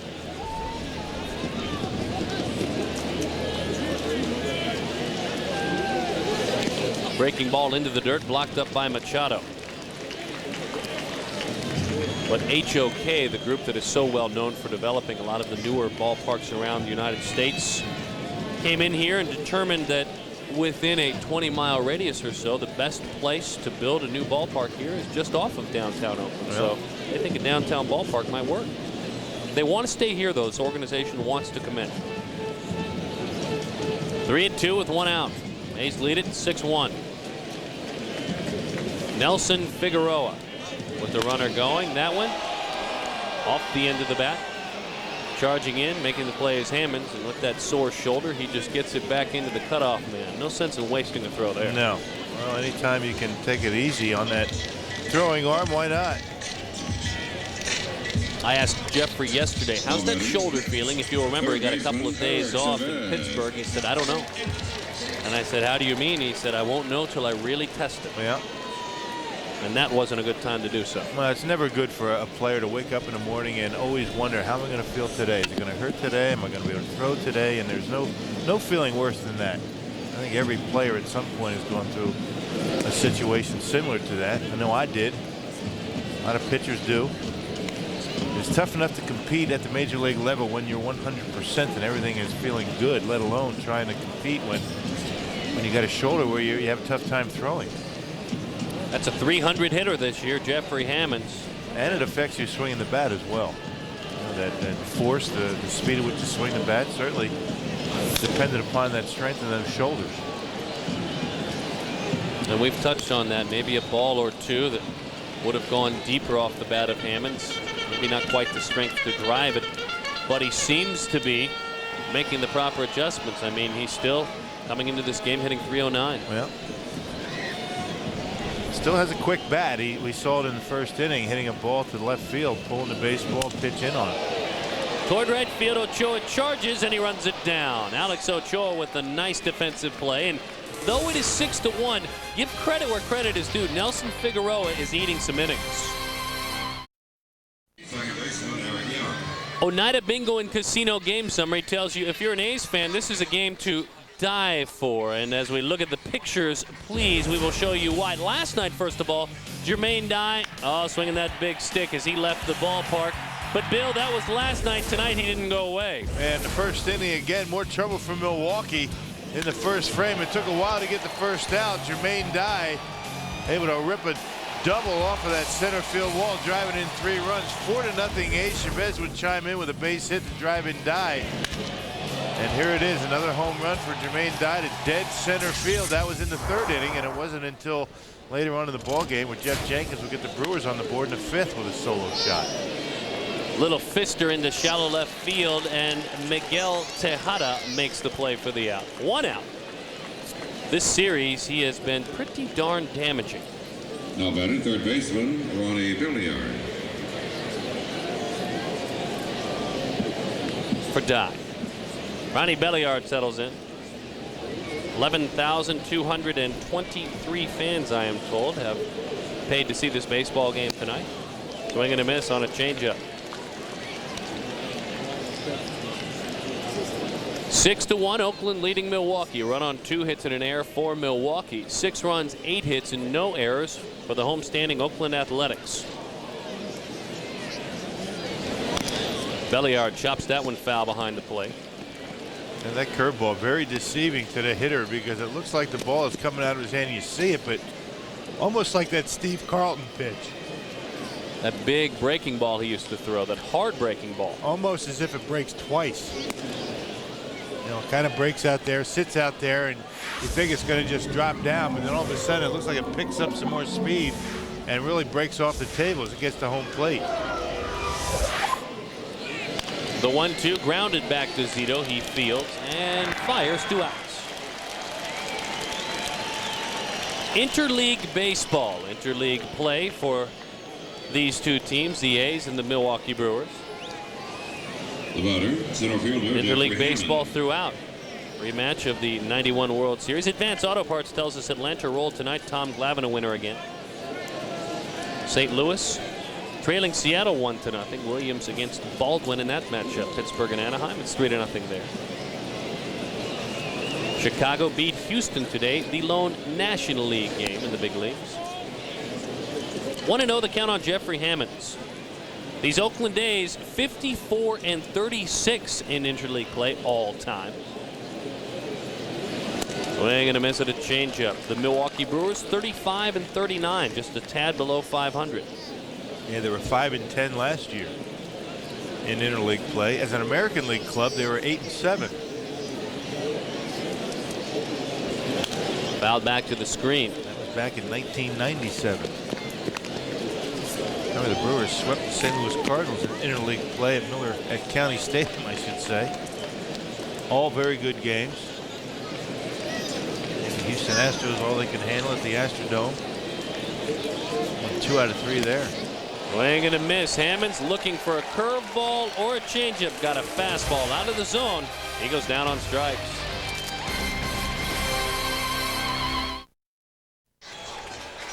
The best sports show periods, All-Star Summer kicks off. It's a month-long celebration. Shaq, Barry Bonds, The Rock, and many more. Plus, scenes from Tom's bachelor party and Free TV's first Ultimate Fight. Huge stars, complete insanity. It's the best sports show periods, All-Star Summer, later this month on the net, on Fox Sports Net. Pitch misses outside to Adam Pyatt, underway here in the bottom of the 6th, with Oakland leading Milwaukee by a score of 6-1. Nelson Figueroa still out there. Ground ball towards short. Hernandez scampers in and throws out Adam Pyatt 1 away. Well, we talked about it going to break, Bill, an inning ago, but it's not something you hang your hat on when you're losing 6-1 and getting touched up pretty good, but it is something when you allow that bullpen in right field to rest, and Figueroa's done that. Yeah, absolutely. You know, Mike DeJean has been unavailable for a couple of days, and you know, everybody else has been throwing quite a bit. De Los Santos threw 2+ innings yesterday, so you know, it's a good thing the Brewers are in an American League ballpark, because Jerry Oyster has not had to pinch hit for Figueroa to get some offense going. And Jerry touched on that today again, as you did last night, saying it's a totally different world in the National League, and it allows him to allow his pitcher to work through things and rest his bullpen. 1 ball and 1 strike with 1 out. You know, initially coming into this, I think you and I were both talking, and some were saying, along with us, that, you know, now that the National League and the American League with interleague play, a lot of things have merged closer together in the way that the game is played. There aren't separate umpires now, but I'll tell you, you learn there's a big difference still in American League and National League baseball because of that DH. There's not as much advanced thinking going on by the managers, that's for sure. You don't have to worry about double switches. Little kick save there, but not a beauty for Figueroa, and you just hope that he didn't hurt his ankle stumbling around with that baseball. I think he was just upset because he had that ball in his glove and fell out, and he kicked it over toward where Richie Sexson initially was. There's a changeup out over the plate. Watch it now. He's got a handle on it and then literally kicks it over toward Richie Sexson.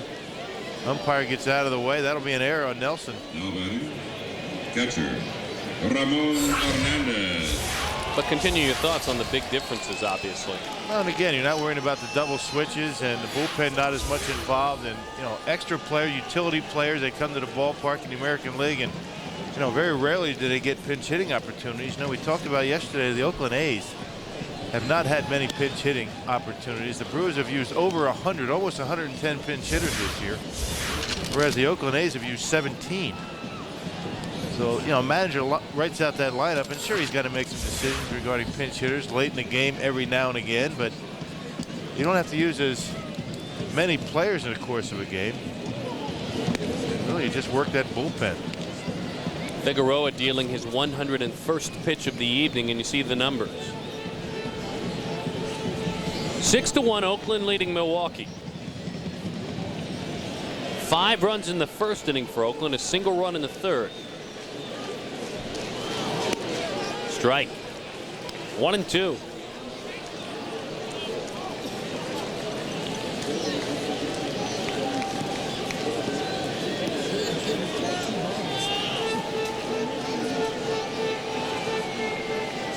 Runner at first. That's John Mabry reaching on the error. Nelson looking for the ground ball. He deals the 1-2. Almost hit Hernandez there. 2-2. Well, one would imagine if you look at this situation, you hope to get him through this inning, and that's probably it. Yep. Well, there's no activity in that Brewer bullpen, so Jerry Royce had no intention of taking him out at this point.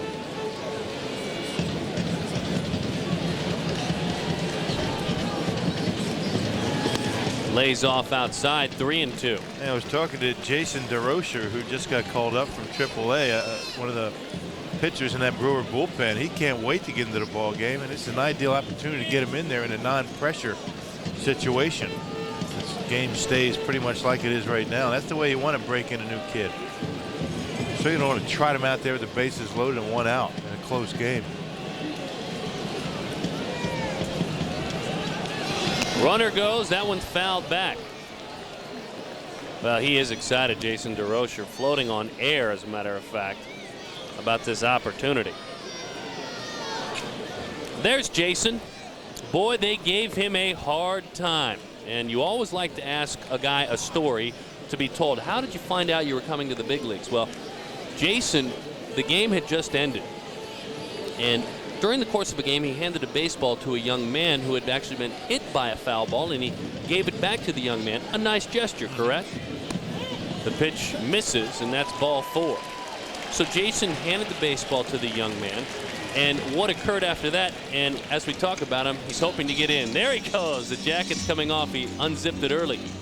So he came back into the locker room, and manager Ed Ramiro, pitching coach Dwight Bernard said, Jason, there's some trouble right now. As a matter of fact, there's an officer outside. There's a young man that says you threw a baseball at him and bruised his arm. And he said, I didn't throw a baseball at anyone. I handed a baseball. And he said, well, you're going to have to answer to the police right now. And he was scared to death. And they said, we have one more thing to tell you before you go outside. The next baseball you give away to a fan will be in the major leagues. Very nice. And his heart started pounding and racing, and Jason DeRocher was on his way. Well, that heart pounding and racing then, just like it is right now, I'd imagine. First major league appearance, you bet. Baseball people, especially those that wear the uniform, can never be dramatic and let someone totally live into a moment. They always have to grind you a little bit, don't they? Keeping you humble, I guess. Yeah. Making you miserable before you're happy. So first he was scared because he thought he might be going to jail. Then he was scared because he had to face guys in the big league, scared and excited. Yep.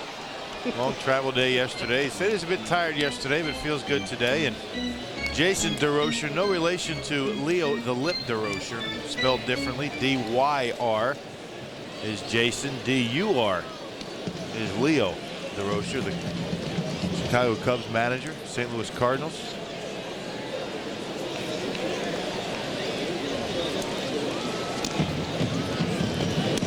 Lays off a breaking ball, does Ellis.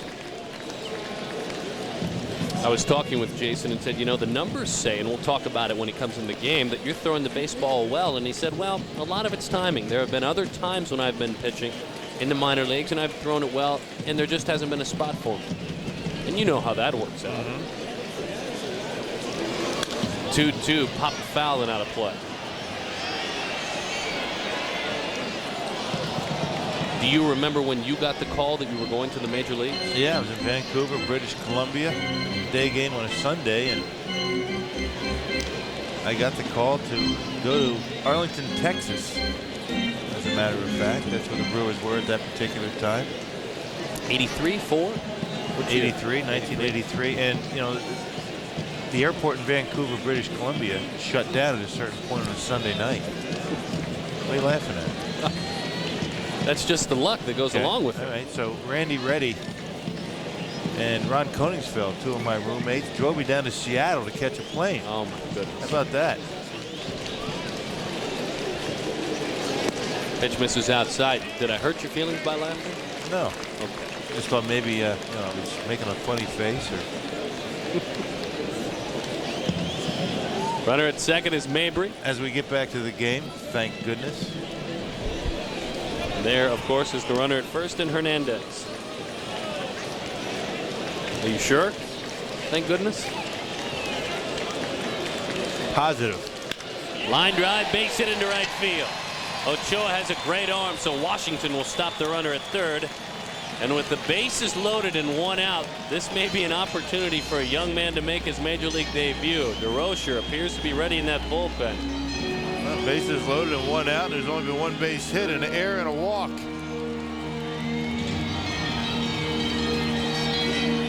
You can hear the sound effects here at Network Associates Coliseum, adding to the drama of the moment. Welcome to the big leagues. Jason DeRocher will watch his major league pressure-packed debut when we come back.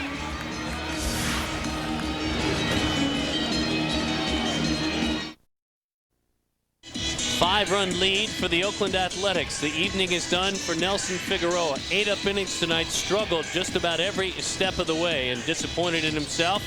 One man down, another man up. The major league debut for right-hander Jason DeRocher. He made 20 appearances at AAA Indianapolis. He was 1-0 with 2 saves and a very respectable 2.73 ERA, Bill. Yep, and he's got a fastball, slider, and a split-fingered pitch, and there are his numbers: 1-0, 273, as you mentioned, a couple of saves in 20 games. But as we mentioned, it's good to bring the kid in a non-pressure situation. I said it's a good opportunity down the ball game. At least it's not bases loaded and one out. Well, look again, it's bases loaded and one out. Well, you know what? When you have played 9+ seasons, 9 in the minor leagues without a single day in the majors, you don't care what the situation is. Yep. And after 9 years of waiting and then part of this year, Jason DeRocher against Terrence Long makes his major league debut. Graduate of Horizon High School in Scottsdale, Arizona, and has bounced around with several organizations. And his heart is pounding. Bases loaded. He deals it. That's a strike. 0-1. 93, by the way. Well, again, pretty straight fastball. I was talking to him before the ball game. I said, "What do you feature up there?" He said, "You know, my fastball is pretty straight. I can get it in the low to mid 90s, and I rely on that slider and the split." They called it a little split. A little one. Which means he throws it hard and it doesn't move much. Okay. First one into the 90s. High and away. 1 ball, 1 strike with 1 out. Milwaukee organization, Texas organization, San Diego, Chicago, the American League, White Sox, Montreal. Pretty big kid, 6'3", 195. 1-1, 1 out.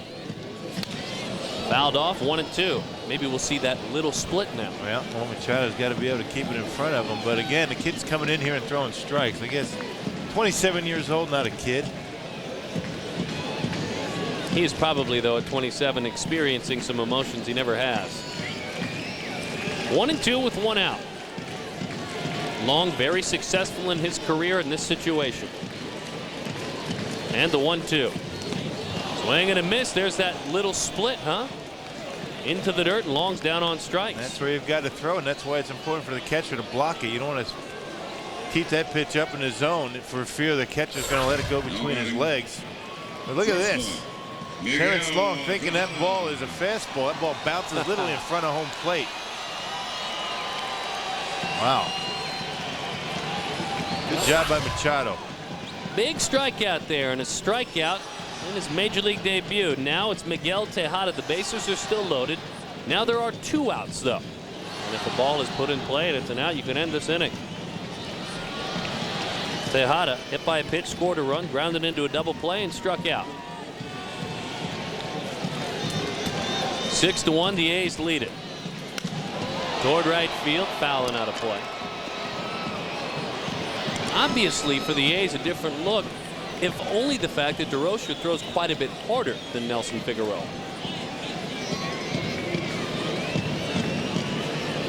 Yeah, very much of a contrast in styles, and that's what you want to try and do when you bring in a relief pitcher. You don't want to bring in another guy that is around home plate, doesn't throw very hard, similar type of stuff. And Jason DeRocher doesn't throw anything like Nelson.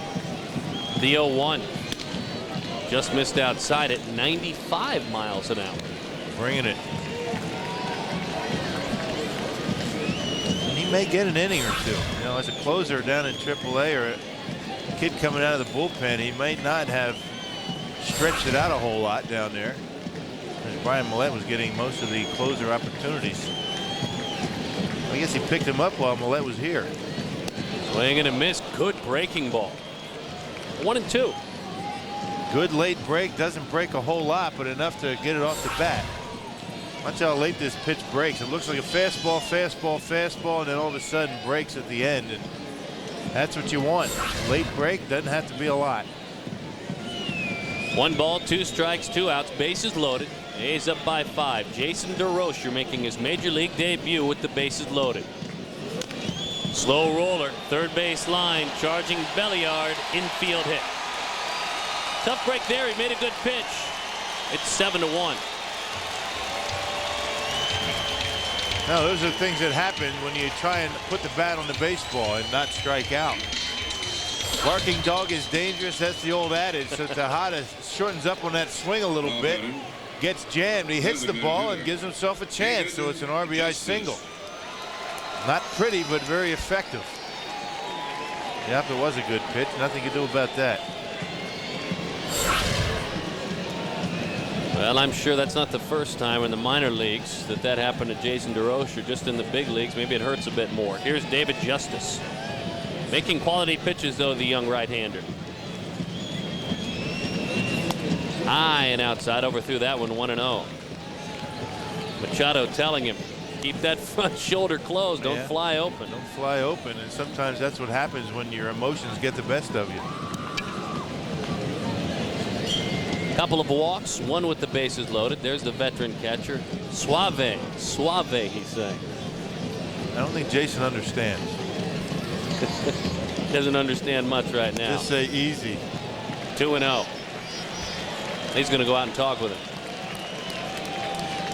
The thing that makes this lineup so tough, this Oakland A's lineup, all started out with that error on Nelson Figueroa, that ground ball that he literally kicked into right field, and a walk to the number 9 hitter, and then now you get to the really tough part of this lineup. Tejada, Justice, Dye, Chavez, and the job doesn't get much easier, does it? No, it doesn't.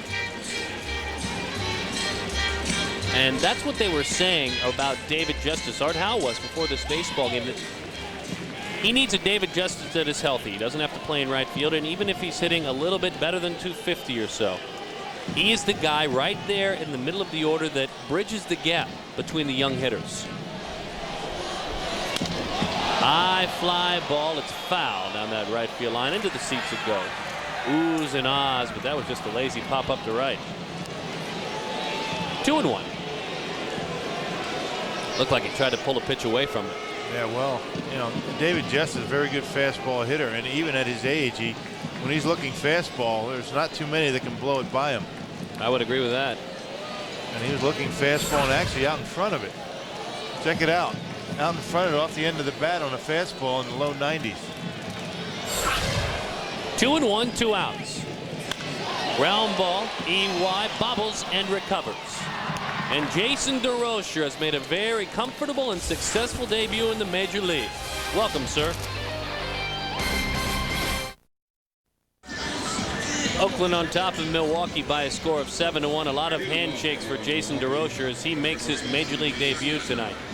The first 10,000 kids 16 and under receive an American family Richie Sexton signature baseball cap on Tuesday, June 18th. It's the Brewers.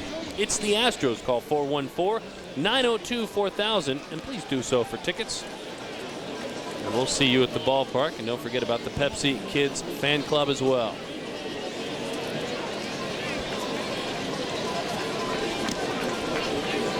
Richie 0-2 tonight. High fly ball, first pitch swinging, pops it up. Who wants it? Wind is swirling. This baseball's all over the place, and Mabry runs it down. Little trickery with that wind, partner. Straight up in the air, and a la Candlestick Park. That ball straight up. And I know two guys that aren't going to catch it, the pitcher and the catcher. Everybody else involved, and finally John Mabry makes the catch. I think he got the short straw, didn't he? He did. I don't think anybody wanted that one too bad. The left side of the infield, the franchise, if you will, both of them just somewhat put on the brakes there. Okay, well, okay, John, you don't get to play much. How about you handle that one? Chavez, Tejada, you've got it, partner. Go get him. Atta baby. 1-0 with one out. Barry Zito still dealing out there on the mound. Just 2 hits allowed. And we told you, since May the 1st in 7 starts, this left-hander 6-0 with a 2.28 ERA. On the inside corner, 2-1. Yeah, and more importantly, you know, he had a big lead coming in the first inning. And he's been able to throw strikes. He's only got 1 walk. Only 3 strikeouts. The Brewers have been able to put the ball in play. But he's doing his job. He's getting the leadoff hitter out, except for 1 inning. That was the leadoff home run from Jenkins. He's only given up 2 hits.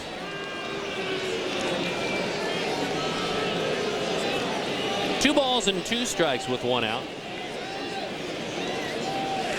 And the interesting left-hander that we have talked about tonight deals home the 2-2 pitch. Line foul and out of play. We talked about his track to the big leagues, drafted 3 times. 3 colleges, of course, drafted out of high school as well. Pretty unique family tree as well. 2-2 breaking ball, just missed. 3-2. Alex tonight popped up a couple of times. Once to second, once to short. Stays alive there.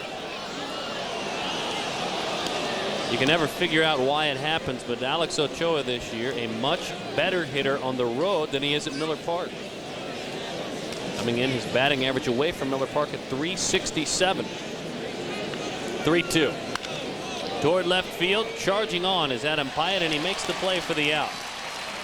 Well, we talked about Barry Zito and his unique family tree. How about all this? His mother, Roberta, backup singer for Nat King Cole. His father, Joe, worked with Cole, Sinatra, Sammy Davis Jr. Sister Sally, a composer and a conductor, musical scores for motion pictures. Sister Bonnie, a former runway model. And by the way, Patrick Duffy, Bobby Ewing, his uncle. Wow. Pretty good stuff. The Zito family tree. No athletes in there, though. No, just one on the mound. I guess he can play a musical instrument. Plays a guitar, probably, right? He just picked it up, as a matter of fact. Funny you should ask, Bill, because maybe we'll talk more about it later. And I'm sure we will. We will only do so, though, after we go to the Fox Network Center. It's time for a sports break. You're up, Patrick O'Neill. Milwaukee Brewers baseball on Fox Sports Net is brought to you by Advance Auto Part, where the best part is our people, and by Oneida Bingo and Casino. Now there's entertainment. It's cooling off tonight. As we look from the outside, you see the flags whipping outside of Network Associates Coliseum. This is really, Bill Schroeder, more like a Candlestick Park night. Yeah, it can get cold in here. That's one thing I do remember about playing here as an American leaguer. How about that head of hair? There's a lot of hair there. Getting ready to say, ma'am, you need to comb that hair, but that's a man. No. That's a lot of heavy duty going on. I'd say it's a lot of work, but it didn't really look like it was worked on. Kind of a Northern California thing, isn't it? Sure, why not? You know, probably reads poetry. Free and easy. Has a gas burning or wood burning stove in his house. Mike DeJean is on 0-3 at .371 ERA. He saved 12 of 15. Spent the last couple of days off. Threw on the side prior to today's baseball game and looking to get some work back out there. Ground ball to Hernandez at short.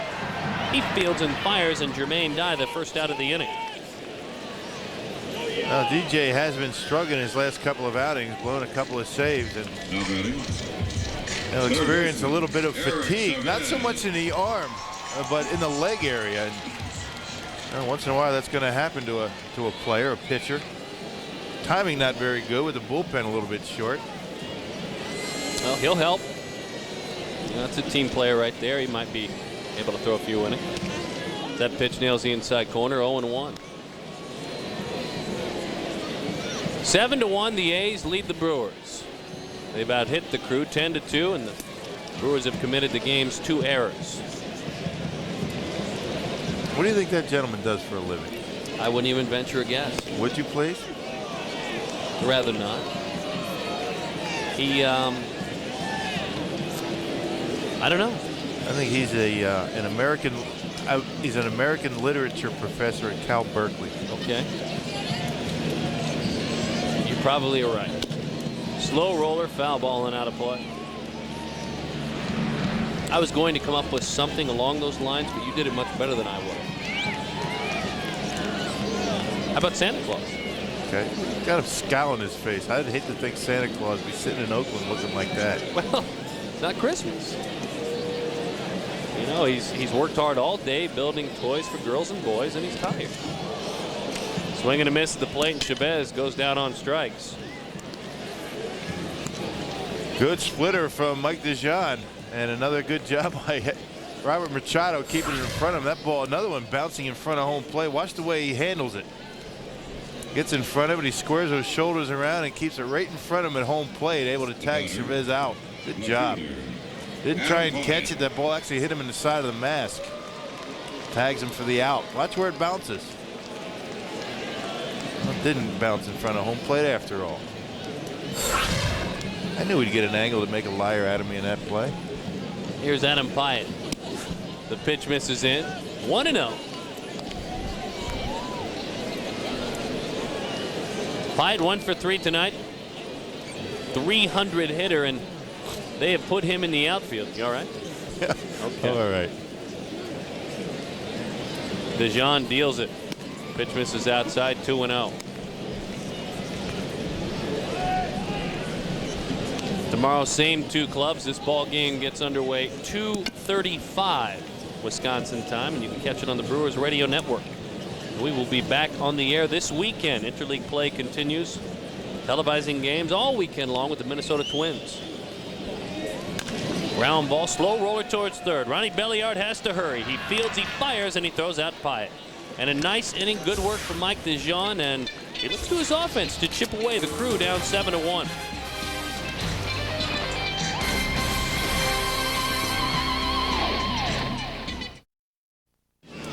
Seven to 1, Oakland on top of Milwaukee. Pretty good seats out there in the suites. Looking in left field, on at the action. Strike 1 to Jose Hernandez. Jose 0 for 2 today, flied to right and struck out in the ball game. Barry Zito still dealing on the mound. It's the 8th inning. 88 pitches unofficially. And that one's fouled back to the screen. Yeah, gave up a hit in the first inning to Jeffrey Hammonds and a home run to Jenkins in the 5th, and that's been it. 1 walk. No errors for the Oakland, so not too many base runners for Milwaukee tonight. They have yet to get an at-bat with a man in scoring position. The 0-2. Ground ball towards short. Tejada to his left. Throws out his counterpart, Jose Hernandez. 1 away. And Oakland leading Milwaukee by a score of 7-1. And we remind you, of course, that on Saturday, June the 22nd against Anaheim, the first 15,000 adults 21 and older receive a Brewers patriotic hat. June 22nd, Angels and the Brewers. And there's a patriotic hat as well. So Mark Loretta settles in with 1 out. And that's a strike.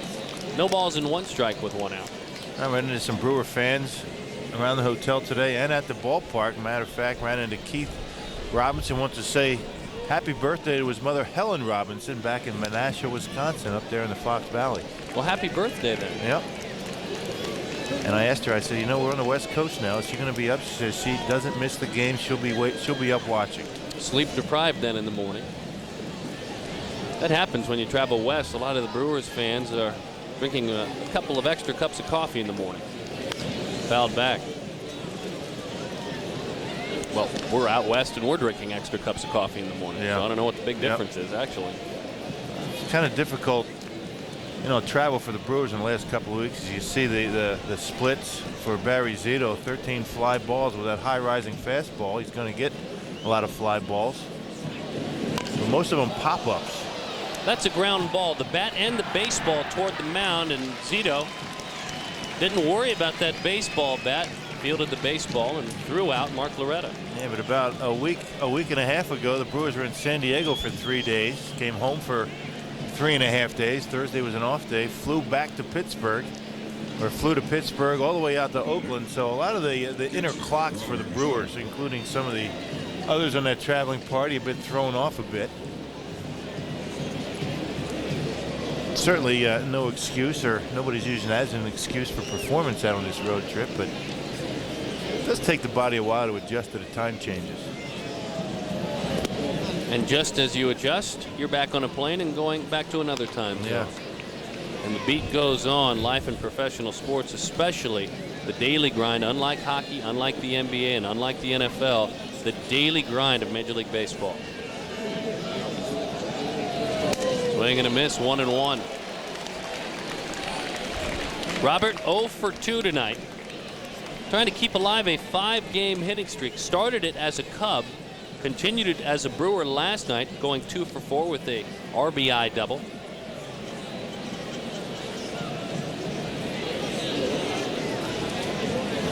Swing and a miss, 1-2. Talking with Robert before the game, he said, you know, when I heard about the trade, I was ecstatic. Getting a chance to make the move to Milwaukee.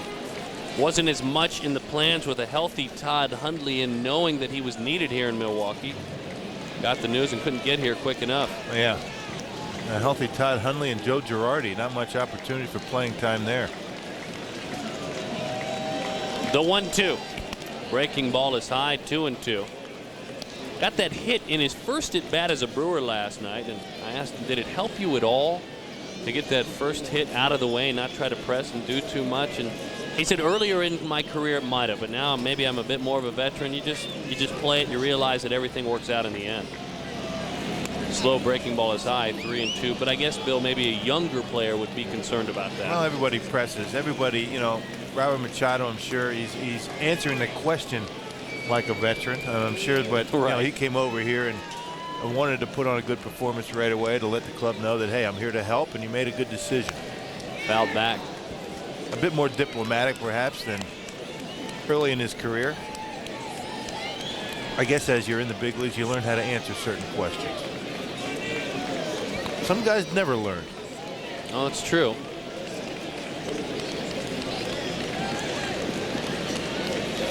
And those are the guys that the print writers and news media love. Seek them out. The 3-2. Pop foul right side. A lot of foul territory here in Oakland. And John Mabry tries to test it all out, but he just runs out of room. And some happy fans with a souvenir in the good seats down below. Man, those seats weren't there the last time the Brewers were here in Oakland, and that was back in '97. Nope, those seats, and there are seats. Those seats right there. Those are newly added seats. I guess the high price seats. And they're on both sides of the field. Full count, 2 outs. The pitch to Machado. Swing and a miss, and down goes Robert, chasing a fastball high and out of the strike zone. And Barry Zito has been a mystery tonight to these Brewers bats. Milwaukee Brewers baseball on Fox Sports Net is brought to you by Wisconsin Lottery and by Miller Lite. Life is best told at a place called Miller Time. Network Associates Coliseum, and we remind you, this copyright telecast is presented by authority of the Milwaukee Brewers. Now, it may not be reproduced or retransmitted in any form. The accounts and descriptions of this game may not be disseminated without the express written consent of the Milwaukee Brewers Baseball Club. Chilly night, get the blankets out here at the net. It is one of those candlestick moments, as we've talked about. And Luis Vizcaino is on. What a year he has had. Win, lose, or draw. This is a man who may be one of the team's MVPs. Well, and again, Vizcaino's got as good a stuff as anybody out in that Brewer bullpen. And Vizcaino getting a little bit of work. He hasn't pitched in a couple of days. 36 2/3 innings, up amongst league leaders in appearances out of the bullpen this year. And good walk to strikeout ratio at about 4-1. That unique high sidearm or low three-quarters delivery, an awful lot of movement, and that big sweeping slider. And as you mentioned, a nightmare for right-handers. And has succeeded against lefties as well. First pitch is fouled back, and we remind you on Friday, June the 21st, it's the Brewers, it's the Angels, and the first 20,000 through the gates receive a 79 Topps replica baseball card of Cecil Cooper, courtesy of St. Michael Hospital. 414-902-4000. We'll see you at Miller Park. There's Coop. A long night for the Brewer bench coach, and Gary Matthews SARS, the Brewer hitting instructor. Line drive, base hit into right field from Mabry. Up in the strike zone, Mabry made him pay.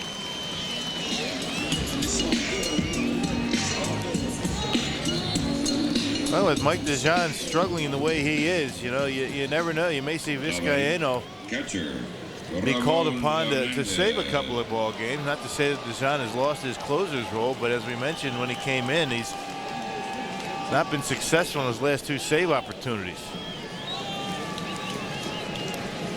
Might see more of a rotation as time goes on with Vizcaíno, DeJean, Ray King. Not so much of a a solid closer type role, but maybe bullpen by committee. Ronnie Belliard can't do it, and into left field it goes. Base hit for Hernandez, and maybe, just maybe, these A's are a bit more familiar with Vizcaíno because he began his career signed as a non-drafted free agent by the A's, has made 22 career appearances here at Network Associates Coliseum, all as an Oakland A. Yep, and you know Vizcaíno wants to have a good outing, and that fastball trying to come in on the hands of Hernandez, got it up in the zone, too much of home plate, and he's able to whack it into left field. I think you touched on something right there, Bill. I think he may be pitching with a bit of emotion tonight, trying to show somebody something, and he hasn't really had to do that all year long. Maybe it's to his detriment. Yep, trying a little bit too hard. Ball flattens out a little bit. Don't have the command he ordinarily would. 7-1, Oakland leads it. See if he can get a ground ball here. It's Mark Ellis. Sweeping breaking ball, good pitch there, strike one. When you talk to any of the Brewer coaches, they'll tell you that this is the kind of a kid that you want to go to war with. Talking about Luis Vizcaíno, willing to take the ball anytime. Doesn't matter what the score is, how he's feeling. He wants the baseball and he wants to be out there on the mound. Worked far too hard and has bounced around too long to not take advantage of this chance. The 0-1 misses high and inside, 1-1. Well, was an Oakland Athletic up until March 19th of this spring training this year. Was traded to the Texas Rangers, then 5 days later traded to the Milwaukee Brewers. Don't stay in that Texas uniform for too long. Didn't fit quite right anyway. This one fits great. Yeah. The Dominican native looks at the runner at second, the 1-1. High pop-up left field. The wind knocking it down. Jenkins has to charge in now, and he makes the play for the out. Well, don't forget, weeknights at 10:30 p.m. It's the Last Word with Jim Rome. Jimmy tells it like it is in the Nightline of sports talk shows. Joining Jim, Derek Fisher, Samaki Walker, Manuel Stewart, Terry Atlas. It's the Last Word with Jim Rome, weeknights at 10:30 p.m. right here on Fox Sports Net.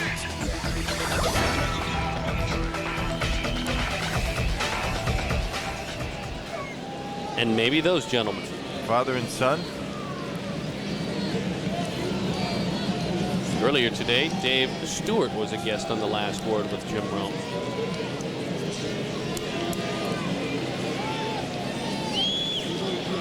Terrence Long takes a pitch for a strike, 0-1. What was the nature of the conversation with Stu? I didn't catch it. Is he getting ready for this game between the A's and, of course, the Milwaukee Brewers? Didn't catch it. Okay. Sometimes, though, if you wake up in the night in your hotel room, you can catch a repeat.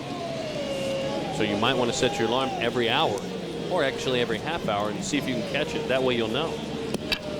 The 0-1. Popped up foul territory. The winds have been crazy, so you may as well at least give it a look. And that's a foul ball into the seats.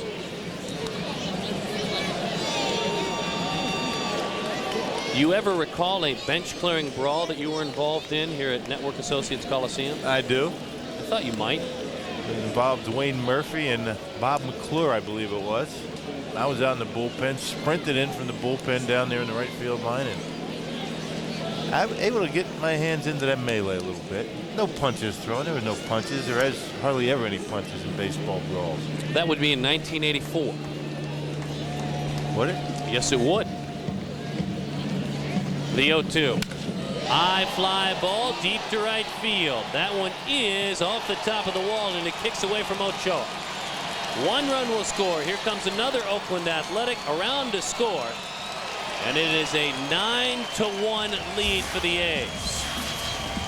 Throwing behind Terrence Long was Ochoa. They almost picked him off there, but his former mates greeting him very rudely. Luis Vizcaíno we're talking about. Yeah, well, the A's banging out 13 base hits. They've scored 9 runs. And 5 for 8 with runners in scoring position tonight. Now batting shortstop, Miguel Tejada. A good job by the A's with men on base. They've had a fair amount of guys on base. That was a slider down and in, and Terrence Long, I think he thought he hit that ball out of the ballpark. Took him a while to get out of that box because didn't miss by much, about a couple of feet up short of that wall. And very close over there at second base. Miguel Tejada as the pitch is overthrown and outside. It was close. But he did get in there. Got that fingertip right on second base. I don't think Jose Hernandez realized where Terrence Long was. Took him a while to drop that glove. 9-1 Oakland. Huge cut and a miss, 1-1. You know, it's interesting you tell that story about the brawl, and as you and I sit here working together many years later, as a matter of fact 18 years later to be specific, I know it was 1984 because in that bullpen that night a pitcher was warming up. Were you warming up the pitcher when that brawl occurred? Yeah. The man protecting the pitcher, and hopefully we'll get a shot at these bullpens at some point, obviously. In the Oakland bullpen, you'll get a good example of it. 1-1 the count on Tejada. Swing and a miss. Was it you? 1-2. The man doing that job right there. This job here.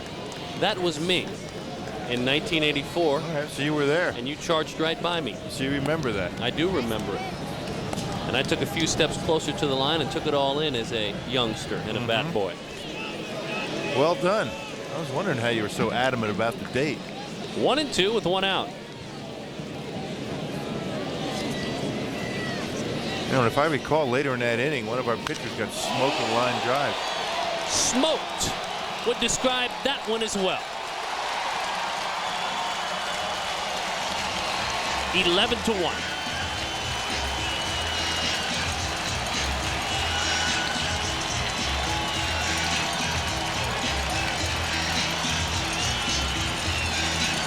Luis just trying to do too much tonight. He hasn't pitched like this all year long. No, he has not. Now, when it rains, it pours. Why not let them get them all out of their system tonight? Within reason. Not a whole lot you can do when you only got 2 hits on offense and you fall behind 5-0. That fastball right down the middle. Watch where it ends up. Right down the middle, about belt high, and there's no question about that home run. Way back.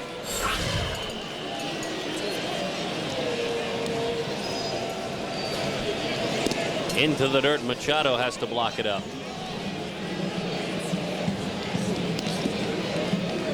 Tim Hudson down there to shake the hand of Miguel Tejada. This is still a loose bunch. A lot of credit was given to the Giambi brothers for keeping things loose around here. In the locker room the other day, the music was loud. The guys were laughing. It's the same feel in the A's clubhouse. One thought, what helps that though? Winning. There you go. Wasn't like that a week ago when they were No, losing it 3 or 4 wasn't. straight. When No. guys were being threatened with their jobs. But it is a younger bunch, aside from guys like David Justice and Randy Velarde. A couple of good veterans, by the way, those 2 names. Velarde's a guy that doesn't get spoken of a lot. He's battling injury right now. Toward right field. Ochoa has a play. just shy of the warning track, just as well on his front foot. So 2 outs, and we take a look at what is on tap. Brought to you by our good friends with Miller Genuine Draft. The Minnesota Twins, they are awaiting in Milwaukee this weekend. We'll see you at Miller Park. Look forward to that. That's going to be a lot of fun. Battle of the Midwest there. Or we'll check it out in your living room Friday, Saturday, Sunday, then back to action Monday. The Houston Astros Central Division rivals come to town. Well, Rick Reed, Eric Milton, a left-hander, and Kyle Loesch going to be throwing for the Minnesota Twins. Number 22, Eric Burns. Eric Burns will swing the bat. Looked like it was someone's birthday tonight, and now the birthday girl may be getting a bit tired, and I think more than anything chilly here at the ball game. It is a bit chilly, isn't it? Yes, it is. Time to cuddle close to mom when it's this cold. Or put one of those on your head. That'll warm you up with a sweatshirt.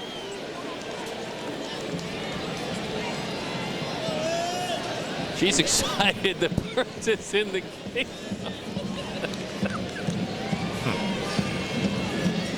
They do have fun here. Eric Burns. Burns, baby Burns. 11-1.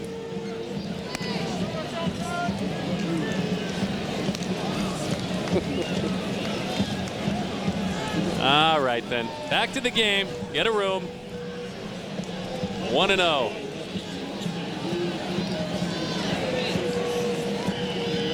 The pitch. Pop Ballin out of play.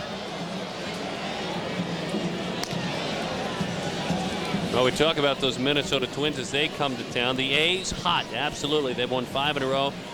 The Brewers trying to right the ship against this club will have a chance tomorrow unless a huge rally happens in the 9th inning. But the Twins will not be a pushover for sure.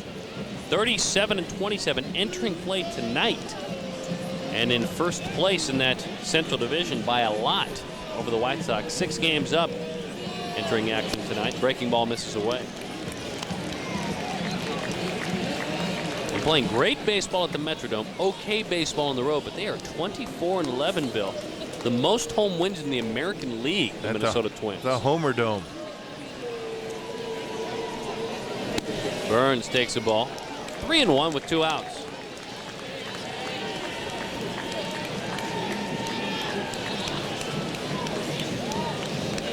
It looks like left-handed relief pitcher Mike Magnante will finish this baseball game in the 9th inning.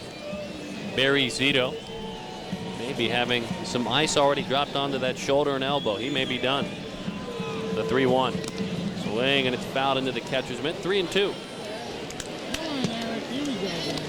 1 run, just 2 hits and 2 errors for the Brewers. 11 runs, 14 hits, and no errors for the Athletics.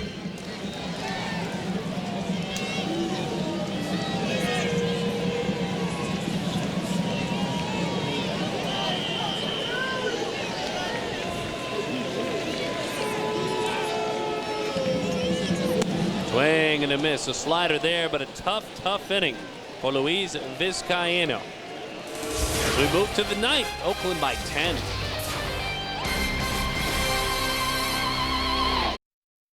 Number 52. The A's comfortably on top of the Brewers by a score of 11-1. And we welcome you back to Network Associates Coliseum. Brewers fans, every Friday at Miller Park is a U.S. Bank Autograph Friday. Each Friday, 6 to 10 Brewers players and coaches sign autographs prior to the game. It's compliments of our good friends with U.S. Bank. For tickets, call 414-902-4000. Veteran Mike Magnante looking to get a little work. Struggling, as you can see this year by the numbers. But not struggling tonight was Barry Zito, the left-hander. Many of you getting the first look at the young gun, if you will, for the A's, and he lived up to expectations, didn't he, Bill? Yeah, he was outstanding. Good control of the fastball and the changeup. He didn't throw too many curveballs until later in the ball game. Didn't really need them. Man, but he's good. He's got good command of all 3 of his pitches. Not afraid to throw any of them at any time. Made only 1 mistake, and that was a changeup to Jenkins. Eric Burns, who pinch hit, stays in this ball game and is in right field.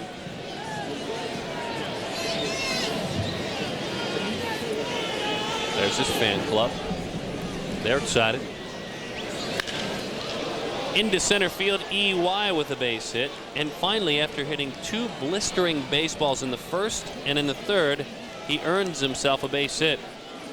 It's the show that's changing the face of sports television, the best sports show period tonight. It's a look back at some of the best moments on the show. John Gruden there, talk show host Jerry Springer, USA Today columnist Rudy Martzke as well. It's the best sports show period coming up next right here on Fox Sports Net.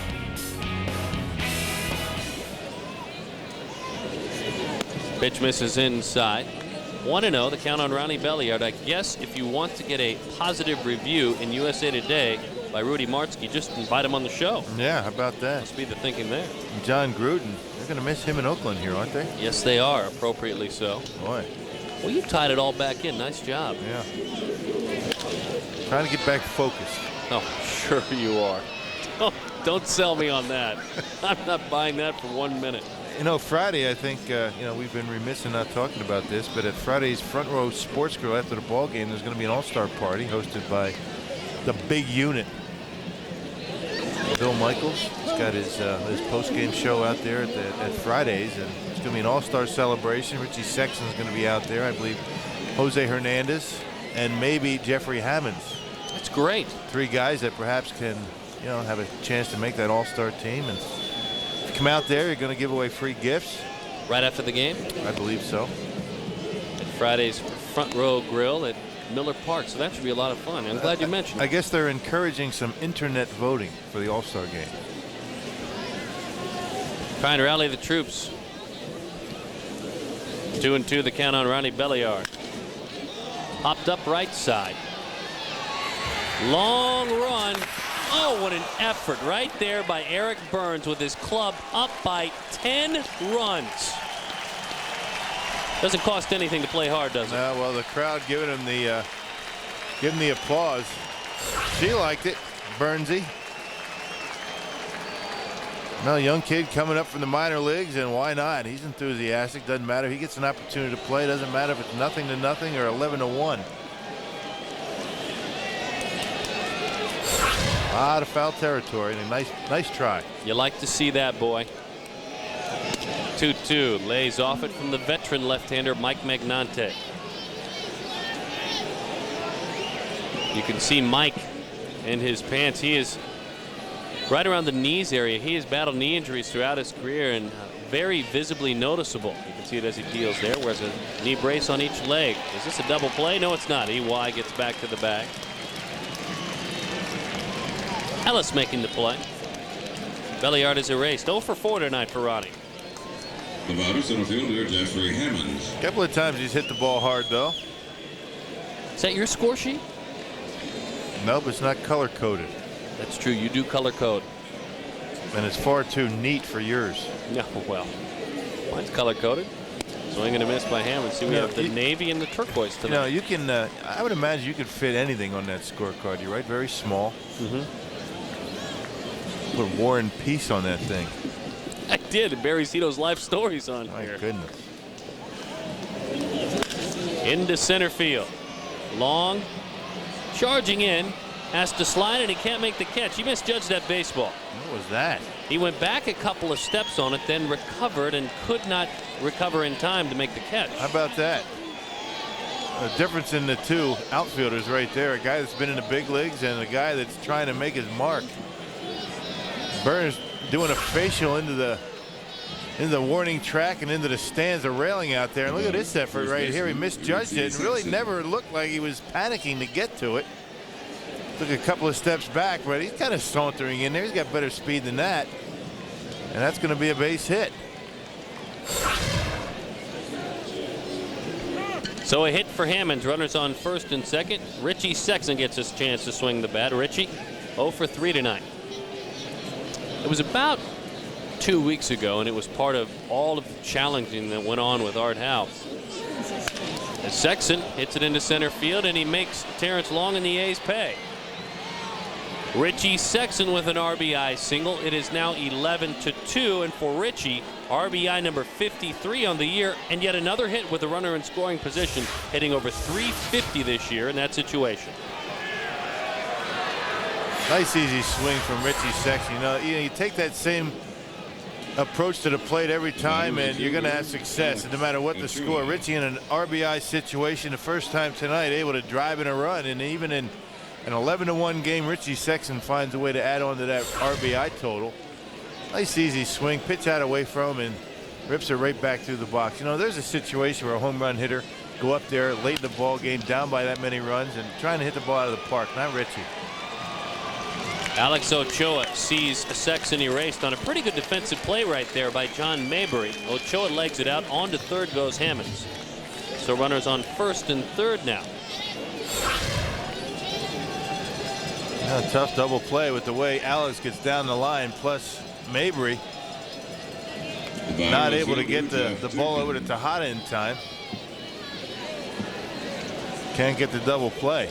Here it is. This is where they lose it right there, the double clutch, and all of a sudden no double play, so the Brewers still alive. So an RBI for Sexton, as mentioned, 53 this season, among the elite in Major League Baseball in that category. Jenkins takes off the plate. 9-run deficit for the Milwaukee Brewers. The A's looking to win their 6th consecutive game. And the Crew in danger of dropping 6 in a row. First and third, 2 outs. Off the plate, 2-0. Losing 6 in a row after winning 5 in a row at home. Boy, that roller coaster continues from Milwaukee all year long. One streak after another.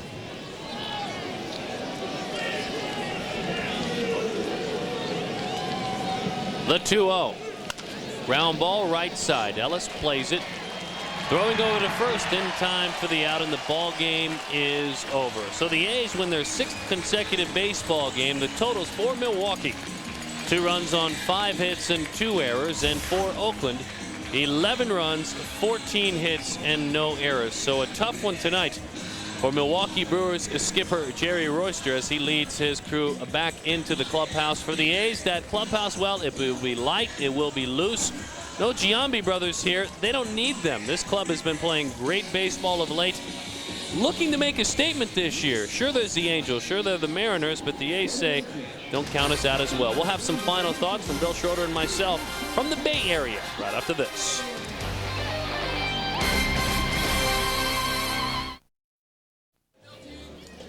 Oakland 11, Milwaukee 2, Bill Schroeder. And as we take a look at our Pennzoil protection play, we will remind you we're driving protection. Chavez made a statement early and often. Well, this is the best defensive team in the American League, tied for the best fielding percentage. They showed you why. First 2 games of this series, Chavez making a heck of a play, robbing Eric Young of a base hit. He robbed Belliard in the first inning of a base hit. Very good defense throughout this series so far for the Oakland A's. No real big surprise. No big surprise, too. It's no longer Mount Davis. He won. He campaigned tonight. Hey, there's a Crew fan looking up at Mount Stomper here in Oakland. Do you know what that means? Do you care? We'll talk about it when we come back.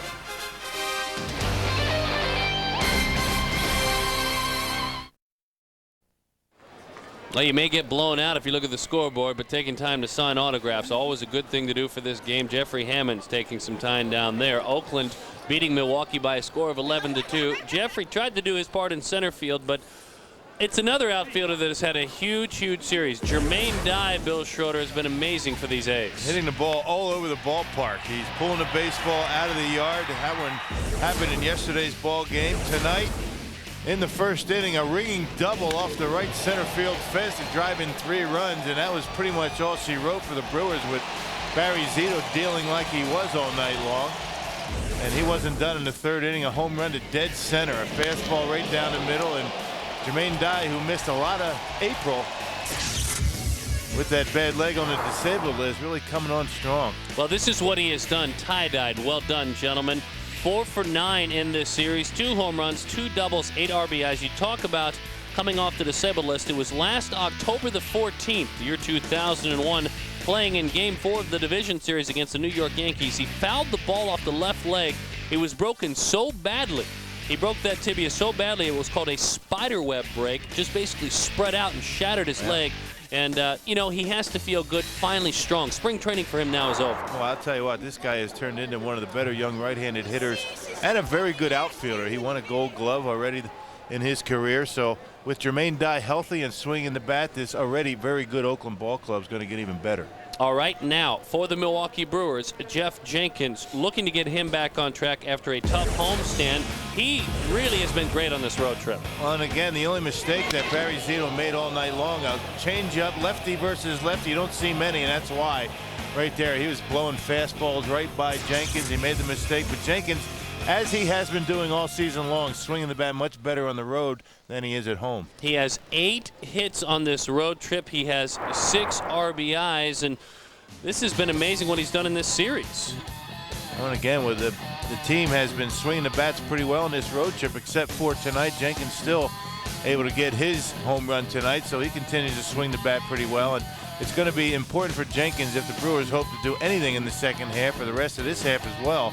He's got to remain a little bit more consistent. The more he hits and the better he does, the better Richie Sexson is. He's going to get pitches to hit. They're not going to be able to pitch around Richie as much. So the success of Jeff Jenkins will really play in the part for Richie Sexson. Well, they have to have him. Oakland tonight all over Milwaukee by a score of 11-2. A couple of great 20-somethings going head-to-head tomorrow. Ben Sheets deserves a better fate than a 3-6 record and a 5.44 ERA for Mark Mulder. A bit of a surprise for a guy who has the ability to win 20. Yeah, very much. Very similar styles with Barry Zito and Mark Mulder, both lefties. Neither one of them throw very hard. You got to like Ben Sheets tomorrow. All right, so the Brewers look to get it going tomorrow afternoon. Catch that one on the Brewers Radio Network. All A's tonight. More thoughts after this. All right, thanks for hanging with us tonight. It's almost midnight, Wisconsin. You can go on to bed. 11-2, Oakland wins it. For Bill Schroeder and our entire Fox Sports Net crew, I'm Darren Sutton saying so long from Oakland. 11-2, the A's roll. Join us Friday as the Brewers host the first-place Minnesota Twins. That, of course, is at 7 p.m. Check your local listings for game action in your area. Coming up next, it is the best sports show, period. And don't forget, Milwaukee Brewers baseball has been a presentation of Fox Sports Net. So we bid adieu to California. We bid adieu to Barry Zito. Thank goodness. Go to bed. Good night, Wisconsin.